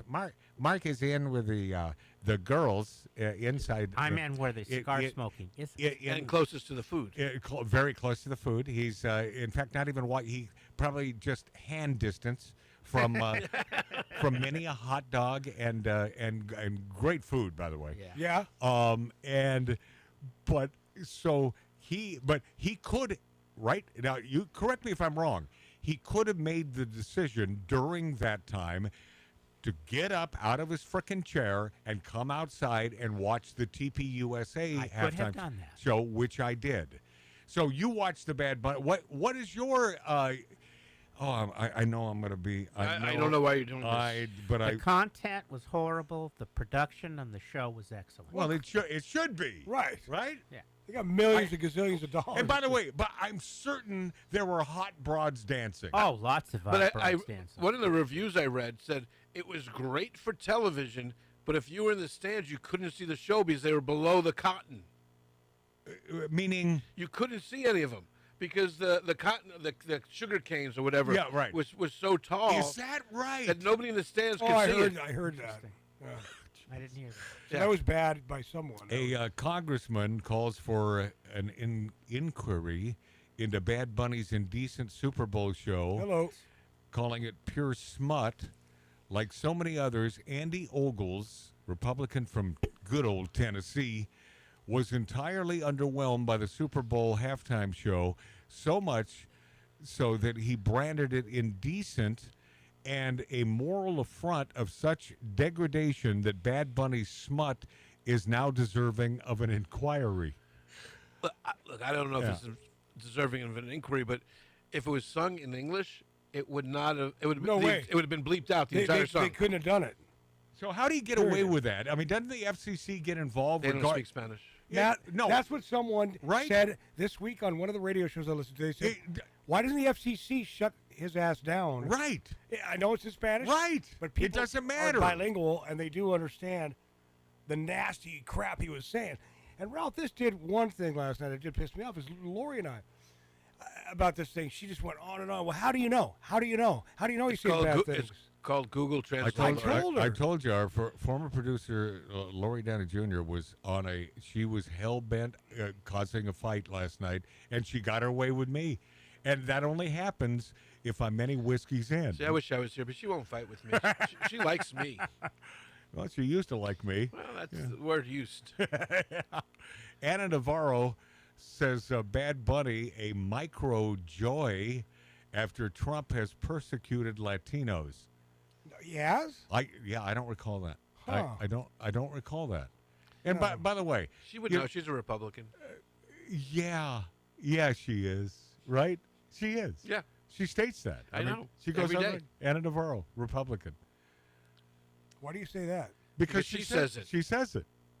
She's a Florida Republican. Because I can't stand that bitch. On ABC's The View, co-host Anna Navarro said Bad Bunny's Super Bowl halftime performance was a micro joy for Latinos in the United States, and just more. I don't even understand that sentence. I don't- Micro joy. No, a little joy. Yeah, little. A little bit. Little, just little. Robert De Niro, a little bit. Yeah. Just a little bit of stuff. All right? No big stuff. Boyfriend. Here's the quote: "Boyfriend doesn't eat," and then the A word. Yep. Bad Bunny's all Spanish halftime show was the most obscene of all time. Boyfriend doesn't eat. Now, by the way, I am with Bad Bunny on this one. I mean, if you're in a relationship, I think no holds barred, right? Sexually, have a happy day with your spousal equivalent. However, what I want to go on record as saying that you don't say. Imagine saying that in English during the halftime show. You could not. Boyfriend doesn't eat, and then the A word. The most obscene of all time. Bad Bunny's Spanish-only performance hit a vulgar turn for the NFL's halftime show, making it the most obscene performance in league history. How do they justify this? How does Goodall justify this? I downloaded the entire song into Google Translate. Okay, thank you. Grinding her pee on me to get me ready. Is that right? Yes. Yeah. Jeez. There's no way in hell we could have gotten away with that in English. Yeah. At a Super Bowl halftime. Where is the FCC? Where is the just disband? And by the way, if I think it's archaic, some of these words that you can't use, that we can't use. Not that we would use them, but I think it's archaic. I think it's a bit archaic. If you don't want it, you don't have to listen. It's sort of like that. Hear that, folks? You don't have to listen to us. Pop star. Well, we don't use those words, that's Bart. right. Let me start. Pop star Doja Cat says, if you're a celebrity, shut the F up about politics. Nicely done, Doja. Big fan. What has she done? Do you know any She's of her pretty songs? popular. I know that. I don't know what she's done. In the kitten world, yes, she's very popular. Rapper singer Doja Cat took to social media to tell celebrities to shut the F up, adding, nobody wants to hear your effing S. I completely in agreement with you, Doja. May I call you Doja? NBC accused of censoring Green Day during Super Bowl performance. I hope so. NBC has been accused of censoring the famed punk band who I have had a problem with for years because they are America-hating pieces of crap. Well, of course they did American Idiot. Yeah. And they went on before Bad Bunny, and American Idiot starts with it. So they call their performance the Super Bowl introduction show. I didn't even know they had any part of it because, as I've made clear, I didn't watch any of that. We went right to TPUSA. L.A. mayor candidate Spencer Pratt says his administration. I found this interesting. So how is this going to work for him when it comes to voters in California? Spencer Pratt says his administration will work with ICE. I don't think that's a positive for him. Well, I think it does work for him. In California? How so? No, not in California. Well, if you California would be the wrong place. But, tell me. There are 40 people running for mayor. Mm-hmm. So 39 people are going to split the anti-ICE vote, and he gets the ICE vote. And by process of elimination, he can get such a small niche of the market, which propels him higher than the other 39 people running. TV star Spencer Pratt says that if he's elected as mayor, his administration will work with the federal government on immigration enforcement, including Immigration and Customs Enforcement, ICE. Rosie O'Dummy doesn't regret fleeing scary U.S. over Trump. She says something is really wrong and no one is doing anything about it. Oh, God. Something is really, really wrong. She lives in a dreamland, man. She lives somewhere else that we don't. Well, she does live in Ireland, right? The So- U.S. comedian who fled America over her hatred for President Donald Trump says she does not regret quitting the U.S. and moving to Ireland. O'Dummy made her defiant announcement while appearing on Chris Cuomo's program yesterday, where she insisted, "I did what I needed to do to save myself, my child, and my sanity." What about your other child? Oh, she left her behind. Yeah. According to The Wrap, the former TV host revealed in March of last year that she self-deported to Ireland that January, insisting, "That's what I decided would be the best for myself and my 12-year-old child." Still, O'Dummy also admitted that she recently came back to the U.S. for a visit. "I did not really tell anyone. I just want to see my family. I wanted to see how hard it would be for me to get in and out of the country." Like there would be a problem, right? God. Because Trump has a vendetta. Did she hire a coyote and come over the southern border? Yeah. Yeah. The former The View host said, "So I was in New York for the last 2 weeks, and I have to tell you, it feels like a very different country, a very different place to me." Well, of course, New York's going to feel a little different because of the mayor, right? Rosie O'Dummy. Of course, that and the fact that you spent those 2 weeks in New York, not America, I mean part of America, but you spent that time in New York. And she says it feels like a very different country, a very different place to me. That's because you've been in Ireland all this time. Well, when you spend 4 or 5 days in the Waldorf Astoria, it's different. Right. She's got buku bucks. No kidding. Right. O'Dummy also claimed that her life in Ireland is very different than her life in the U.S. because there is a lack of celebrity worship there. Dear So she was worshipped here? She apparently not too happy about this. "I've been in a place where celebrity worship does not exist. I've been in a place where there's more balance." That's because they don't have TVs in Ireland. They're just, they sit in their pantry and they do a lot of drinking, right? Yeah. Maybe some cigar smoking. I think the Irish people, everything I've heard about them, and I have friends who adore Ireland. They say they're the greatest people on the planet. Stick animals, topping them out and do they're sweet as hell. drunk. Give me McGinnis, and I'm good with McGinnis. Wait, and they seem to be happy. Why? Well, yeah, they're drunk. Because They're drunk all the time. Yes. I've been in Ireland, she's good looking. Yeah, Oh no, she's not good looking anywhere. They're not that drunk? Nope. Okay. You can't get that drunk. Rosie O'Donnell is not even good looking in Pacoima. No. All right? No. I've been in a place where there's more balance to the news. There's more balance to life. It's not everyone trying to get more. It's a very, by the way, do you know that you're paying homage, Rosie, to the great Andrea True? God rest her soul. Which, by the way, if you've never seen that video, More by Andrea True, you need to watch the video. It is classic. She can barely dance, but she wears these friggin' jeans that are as tight as hell. Didn't we have the producer on the show? No, we had the guy that he says is responsible, yes, for producing and writing that song.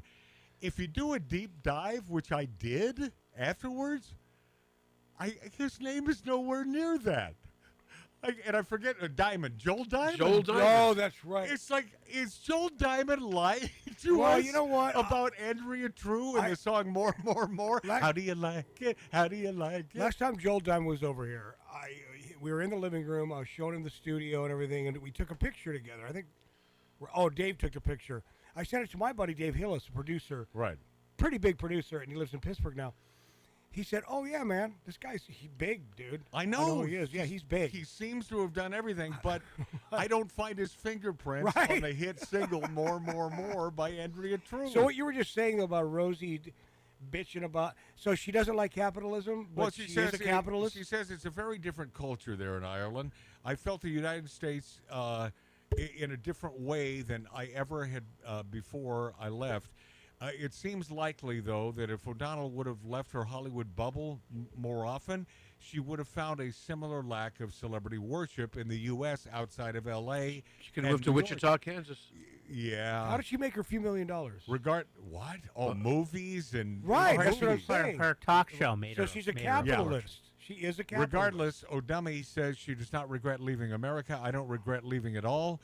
She told Cuomo, I think that I did what I needed to do to save myself, my child, my sanity. I'm very happy, and I'm not in the midst of it there because the energy I felt while in the United States was, if I could use the most simple word I can think of, it was scary.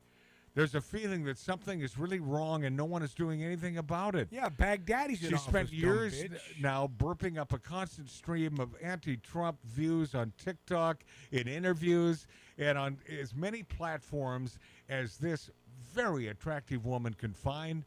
She even she admired that Trump is on her mind. Oh, no, she admitted that Trump is on her mind every day of her life, and that even her therapist said her obsession over Trump is not healthy. And by the way, you who posted on our YouTube page that why is it that MAGAs can't read?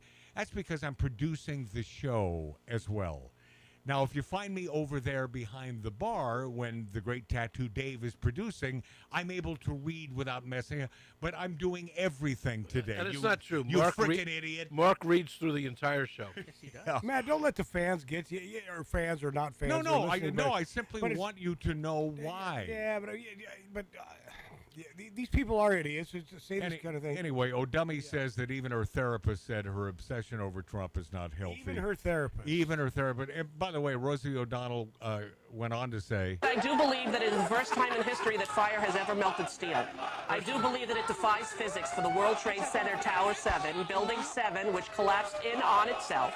It is impossible for a building to fall the way it fell without explosives being involved. World Trade Center 7. World Trader 1 and 2 got hit by planes. 7, miraculously, the first time in history, steel was melted by fire. It is physically impossible. Physically impossible. Am I out of line calling her out for being one of the stupidest human beings? I don't think she ever saw Flashdance. Michael Nouri had a plant where they were melting steel with fire. Bro, it's not even in the movies. I do. No, it wasn't the movie. No, but not just the movies. It's a true fact, and of course, welders. Welders. I used to burn steel every day with a torch. I think you're incorrect. It's the first time in history. And it starts bubbling up, and it melts. No. It melts. You're wrong. First time in history. First time in history. First time in history. Miraculously. Miss North Florida, Kaylee Bush, love that name, Wow. says Kaylee? Yes. says she was stripped of Miss America title after refusing to accept transgenderism. Yes. The 2024 winner of the Miss Florida, North Florida, so not Florida, but North Florida. And by the way, she's cute, but it's Florida. It's Florida. They got some hot ass girls. They got over some there, buttes. bro. Not like California. No, not like California. Miss North Florida Beauty Contest has revealed she was stripped of her Miss America title because she reused to sign a contract. Refused. By the way, it's Why can't you read? No, because it's written that way. REUSED is the way this is written. Damn it, I told you can't She read. refused to sign a contract that would have forced her to accept transgenderism. Bush was stripped of her title in November of 24, despite winning her contest and signing a contract to confirm her position. The beauty queen, though, claims she was asked to sign a replacement contract several months after she won. Bush says the contract contained new language affirming transgenderism, and it was something she refused to sign. It was heartbreaking. It was confusing. It was disappointing, Bush said, because Miss America has been honoring women for over 100 years, and now they can't even define what a woman is. I used to look up to Miss America because they empowered women. But now, well, sort of. Yeah, beauty-wise. Yes. No, they all liked world peace. Like we cared what they had to say. I'd like to say just look really hot in a bathing suit, would you? Yeah. That's The talent section. I used to look up to. I got to tell you that comedian. That harmonica player though. Huh? Wasn't she great? and that gal on the accordion. There was always one that was a magician. And a comedian. There's a couple of those up there. I used to look up to Miss America, but now it's really disappointing to see that they've abandoned such a common sense truth that a man is a man, a woman is a woman. I'm disappointed in the Miss America organization, but I'm really hoping that they get back on track or return to the truth, she added. God bless her. So I guess she's still stripped of her title. Poor gal, man. God bless her, though. Minding her own business. All right. Speaking of business, let me see. I got something coming. Oh, yeah. Cardi B tells concert crowd she's ready to beat and mace ICE agents. They ain't taking my fans. Well, we will dive into this wordsmith next. West side, east side, Little Willie, where's the crown? He's the king around town. Dancing, glancing, Willie drives him silly with a star shooter, shimmy, shuffle down. Way past one and feeling alright, 'cause with Little Willie around, they can last all night. Hey down, stay down, stay down, down. 'Cause Little Willie won't go home, but you can't push Willie round. Willie won't go. Try telling everybody, but oh no, Little Willie won't go home.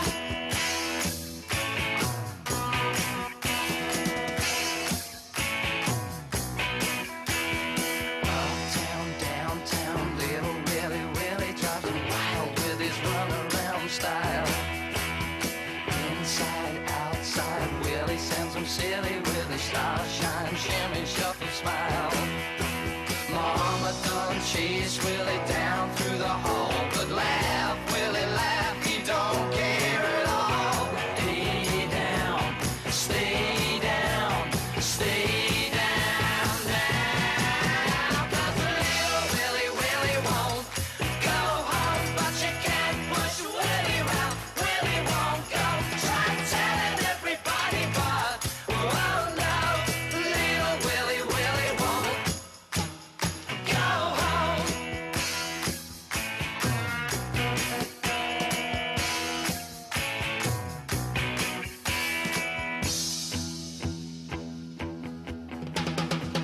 Little Willie won't, Willie won't, Willie won't. Little Willie won't, Willie won't, Willie won't. Little Willie won't, Willie won't, Willie won't. Little Willie won't, Willie won't, Willie won't. Little Willie won't go home, but you can't push Willie round. Willie won't go. Try telling everybody, but oh no, Little Willie won't go home. Little Willie won't go home, but you can't push Willie round. Willie won't go. Try telling everybody, but oh no, Little Willie won't go home.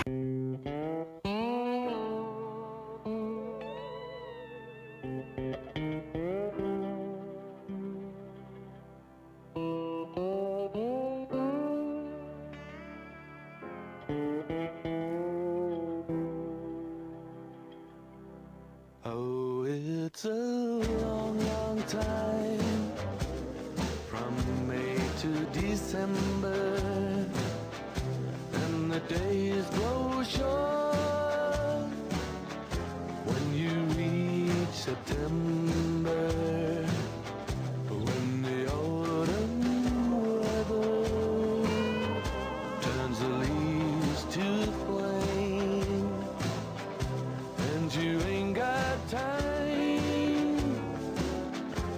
for the waiting game. When the days dwindle down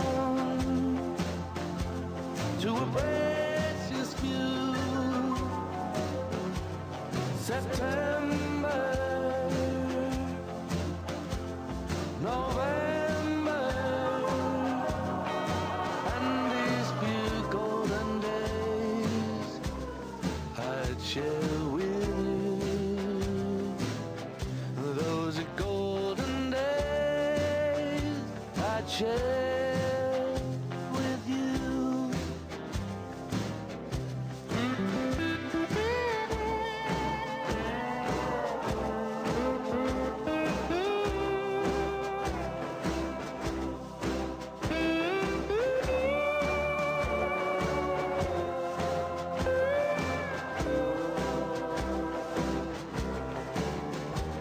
When the days dwindle down to a precious few, September, November, and all those golden days I'd share with you. Those golden days I'd share with you. Those golden days I'd share with you. Those golden days I'd share with you.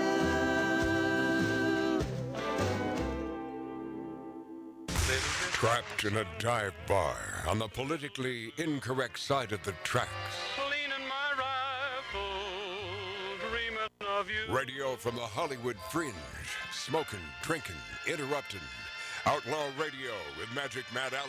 Cleaning my rifle and dreaming of you. Scratching your audio itch every Saturday.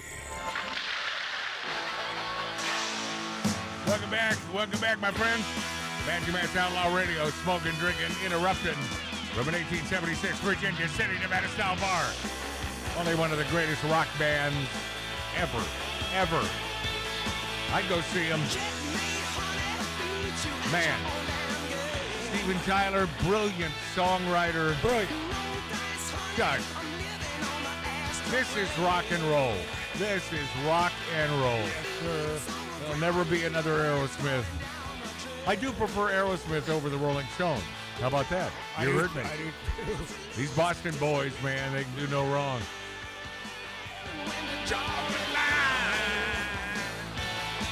Just so good. So damn good. So good. Yeah. And? All right. Cardi B, speaking of rock and roll, and Gene Simmons thinking that, the rappers should not be in the Rock and Roll Hall of Fame. And that, but that's just, to me, that's just common sense, right? The rappers, they're not rock and roll. There's not a lot of hockey players in the Basketball Hall of Fame. Not many. Yeah. That's a great point. That's a really good Nicely point. done, Ralph. Ralph from the Bronx. Gene would, I'd like Yeah. that. That's very good. Yes, point. Gene Simmons. What? I love that. But Ralph, you're Yeah. my favorite guy now on Outlaw Radio. If Gene would tune in on occasion, he would have heard that, and he would be ripping you off with that line. It's a great line.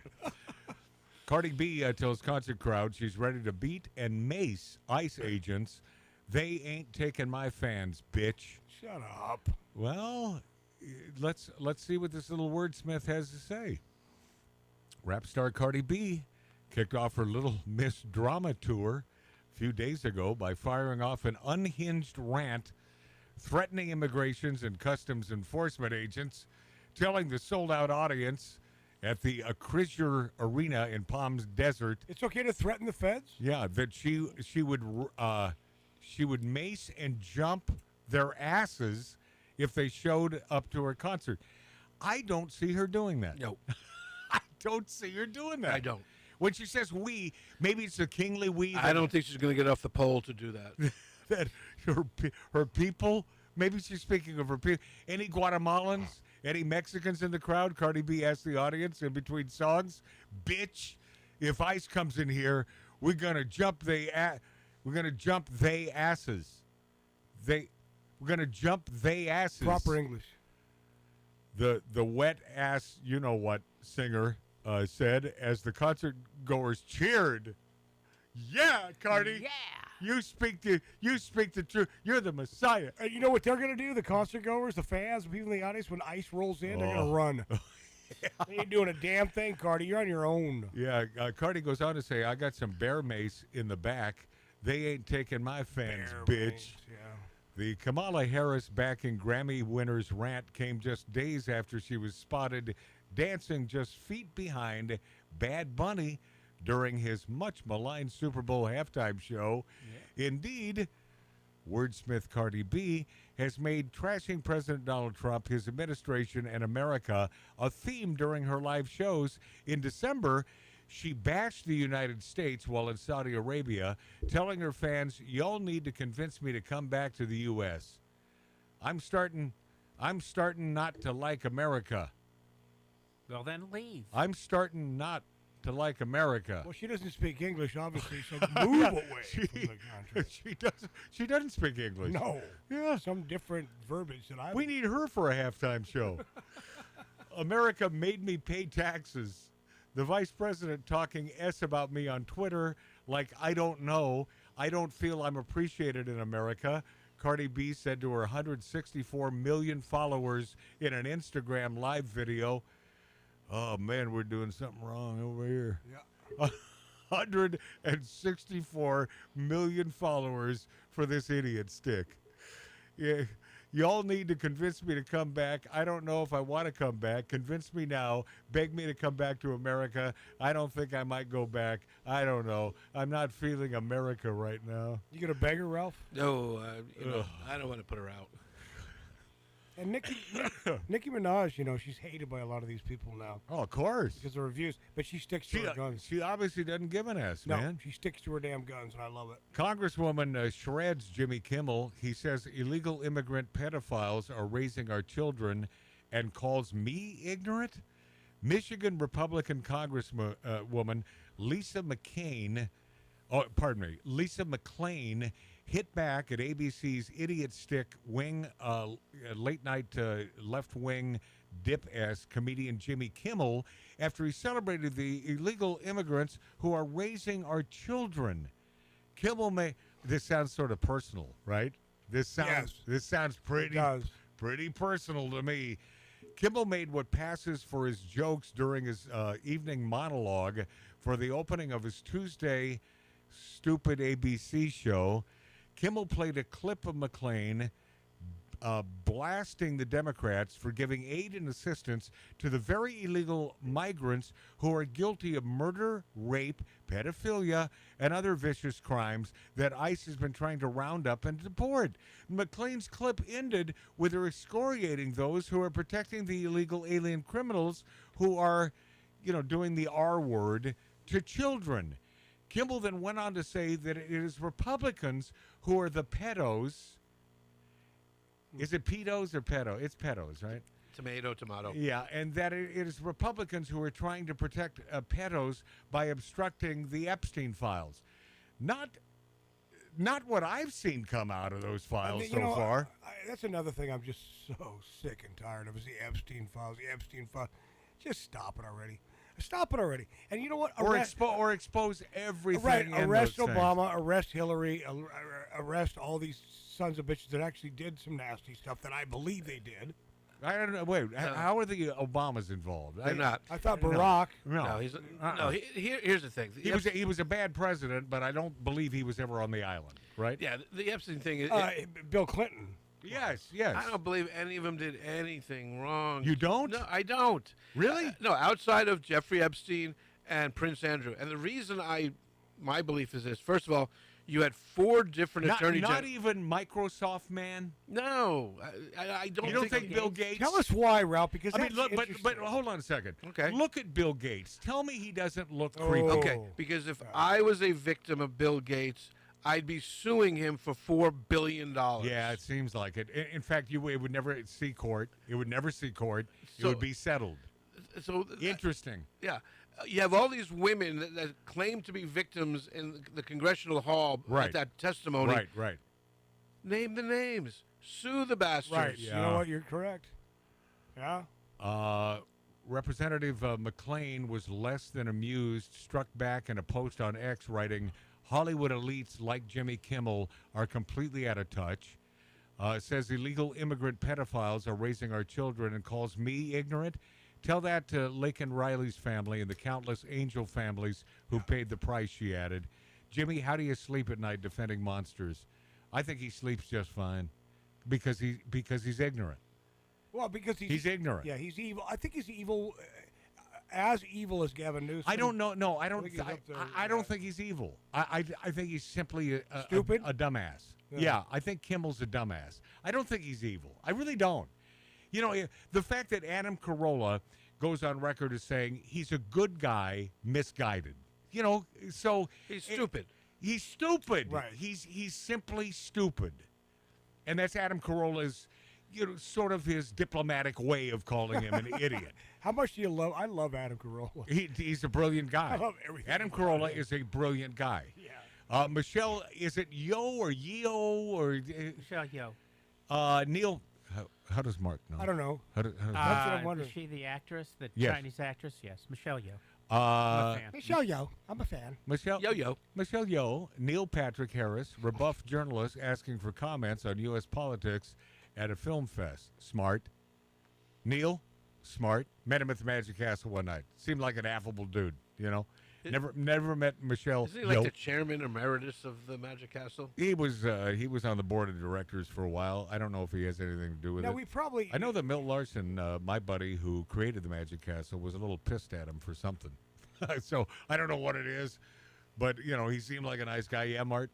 Well, no, I was going to say Neil Patrick Harris, I think, is on the left, or not even think. He is, right? I'm not certain. But he doesn't... You're right, though. He stays out of the media. He doesn't speak about that stuff. Well, according to Mark, the correct pronunciation is Michelle Yeoh, Right. and Neil Patrick Harris avoided making political statements in the 26th Berlin Film Festival on Friday. That would be yesterday in most parts of the country, despite pressure from left-wing journalists, because they always want you to speak out as a celebrity. They always want, and that's why I love that Gene Simmons interview a few month and a half ago or so. Love it. It's like he's sick and tired of it. I made a living... no, in English. Why am I doing Spitting that? blood. Now Yeah. Gene Simmons is British. I made a living out of sticking my tongue out all the time. After being asked if she had any remarks about the current political state of the U.S., Michelle Yeoh replied, "I don't think I'm in the position to really talk about the political situation in the U.S., and also I cannot presume to say I understand how it is. So best not to talk about something I don't know about." Smart, Yeoh. No. Who was her name born is- in Malaysia and lives in Switzerland, continued at the press conference for the film, whatever that is, adding that she would rather focus on what is important for us, which is cinema. Yes, that is top of mind. It is cinema.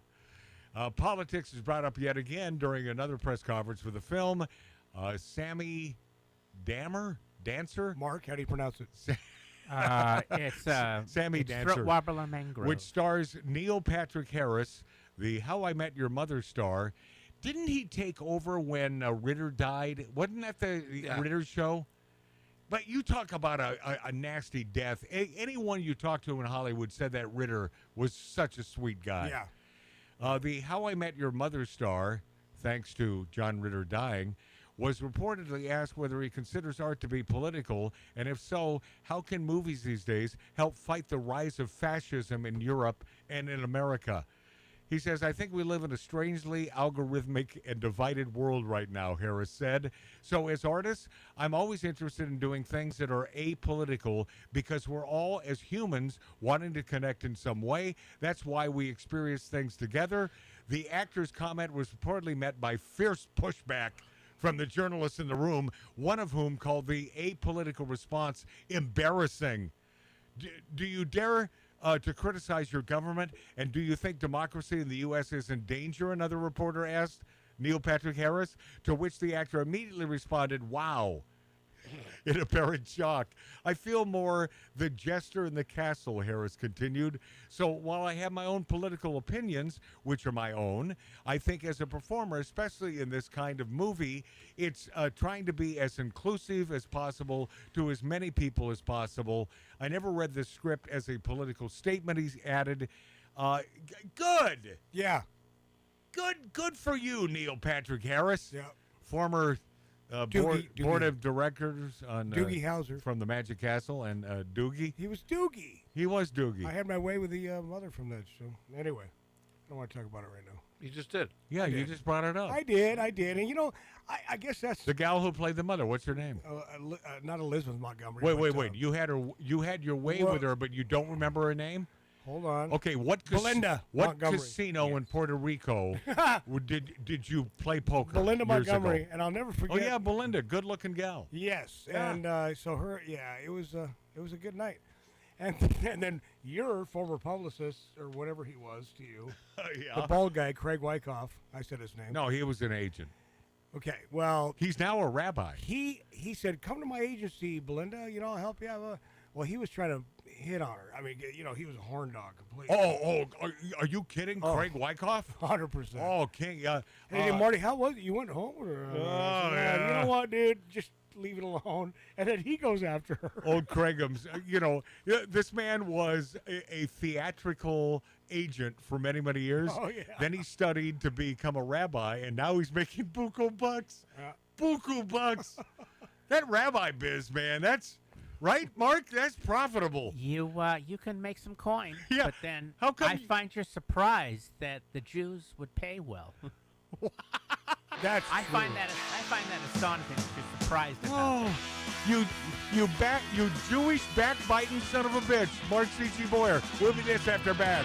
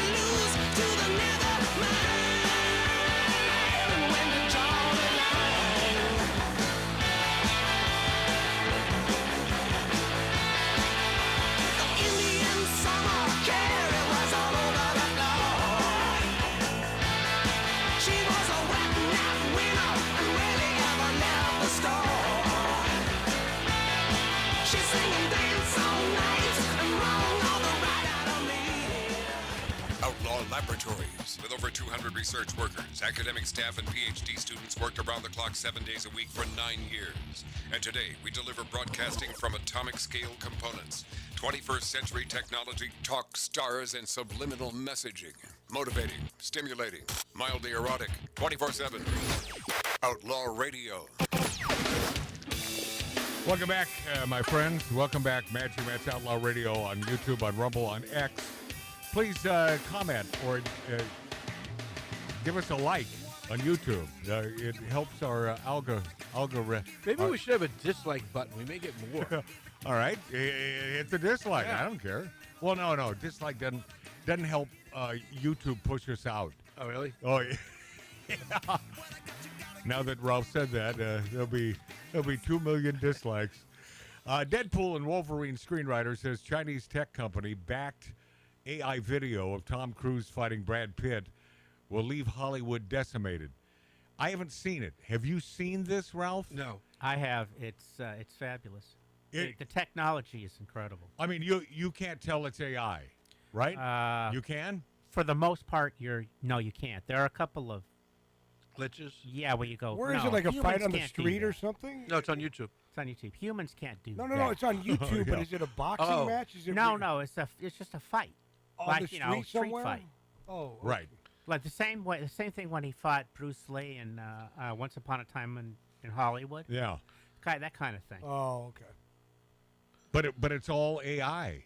Yeah. It's all AI. It's ridiculous what these folks can Who do. would win in that real fight, Ralph? Tom Cruise. I believe so. Yeah, there's a subgenre on YouTube where people make movies they would like to see, and they're like 6-7 minutes. Yeah, long. yeah, I've heard about this. Right. And they're incredible. The concepts are incredible. It would be fun to some of them to actually get my made. buddy Bill Champlin, formerly of the group Chicago. He's the man that wrote After the Love Is Gone and Turn Your Love Around for George Benson. His son, Will, has a brand new video out. Yes. I'm going to get his ass over here. Awesome. He's always working these days, and it is awesome. And it's all AI. It has him featured in an old Texas town, and What a great video. this guy will. I mean, look him up, man. It's Kill Will. Look up Kill Will, and you'll find this man who is. Badass. This kid is absolutely brilliantly talented. So it's an AI generated video clip produced by a Chinese AI company. Tom Cruise, Brad Pitt fighting. And it's absolutely viral, and Hollywood is now in a tailspin because of this. It shows Cruise and Pitt on a rooftop fighting with dramatic music behind them. It's just one of a series of videos this company released this week. Hyper-realism of the clip has folks in Hollywood freaking out, man, that they can be completely, entirely replaced by artificial intelligence, and despairing that we are coming dangerously close to a new day when movies can be made without the. No, I think we're there. Yeah, Mark. There's a young fella, YouTuber, who was doing the "Let's Make My Own Movie," AI thing. Yeah. He made a concept movie, and a studio picked it up, and they made on a micro budget an actual movie. It's the name will come to me. All right, and it's in the theaters now, and it's made 10 times its budget. Whoa! No And kidding. the guy made it himself. He wrote it, directed Wow. it, produced Mark, it, edited it, and handed it off. With AI, you can do damn near anything. Mark, you sound like you're excited about this. It's a good thing. I'm excited. I don't think that it's a you good have- thing. You have an entrepreneurial spirit. Yes, and I love that. Taking over young people. No, and I've always loved that. It's the American way. And by the way, there's nothing you can do to stop I this know AI. you can't. But no, you can't. So No. you can't fight it. So you gotta join in. Yeah, the movie's called Iron Lung, and it's done well in. So in maybe I should theaters. just go on. Wow. I should go there and I should go, write me a hit song. Of course. You don't think people Right are now. doing that every day? And just do it. This Chinese company also released a clip where Jack comes alive at the end of Titanic, and that thing's going viral. I got to see that. I got to see these things. The Motion Picture Association condemned the Chinese company over the video, saying that Dance 2.0 is violating copyright and trademark laws and opening the door for widespread theft of intellectual property. What do you got? They're a Chinese company. I mean, what are you going to do, Ralph? Take him to court. Yeah, that'll work. In a single day, right. Yeah. Good luck. In a single day, the Chinese AI service Dance 2.0 has engaged in unauthorized use of U.S. copyrighted works on a massive scale, an MPA spokesperson said in a statement. Variety reported by launching a service that operates without meaningful safeguards against infringement, ByteDance is disregarding well-established copyright law that protects the rights of creators and underpins millions of Americans. ByteDance should immediately cease its infringing activity. Oh, you think they're going to listen? No. I don't think but so. the broader ramifications are background actors are done. Oh, hell yeah. You don't need them. So central casting's over. Done. Yeah. No. Good point, Ralph. 100%. All you have to do, you can say it now into your phone. Give me 1,000 people. Right, because Tom Cruise or Brad Pitt can actually trademark their look, their voice, and all of that. Right. Background actor can. Man, you're right.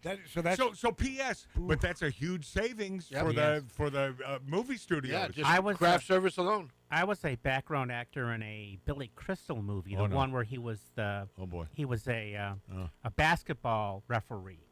And I was in the audience where they were shooting the basketball scenes. What sort of coin did you make for that appearance? Absolutely nothing. How about the craft service table? How much did you eat? Absolutely nothing. Okay, you were at the wrong set.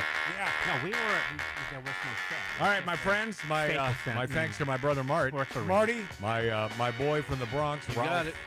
By the way, why do we keep having bourbon left over? No, Dave. No tattoo Dave. Mark CC Boyer. That's me. Thank you, my friend. My buddy out there slaving over hot coals. I love that Billy Dilly. Mom and Dad, love you dearly. Hey, Alexandra, my daughter, love you a million times around the world. And Milt Larson, wish you were alive. I've been in the right place, but it must have been the wrong time. I done said the right thing, but it must have used the wrong line. I've been on the right trail, but I must have used the wrong car. Headed in a bad place, and I wonder what's good for. I've been in the right place, but it must have been the wrong time. My head is in a bad place, but I have such a good time. I've been running, trying to get hung up in my mind. Just got to give myself a good talking to this time. Just need a little brain salad surgery. I got to cue my insecurity. I've been in the wrong place, but it must have been the right time.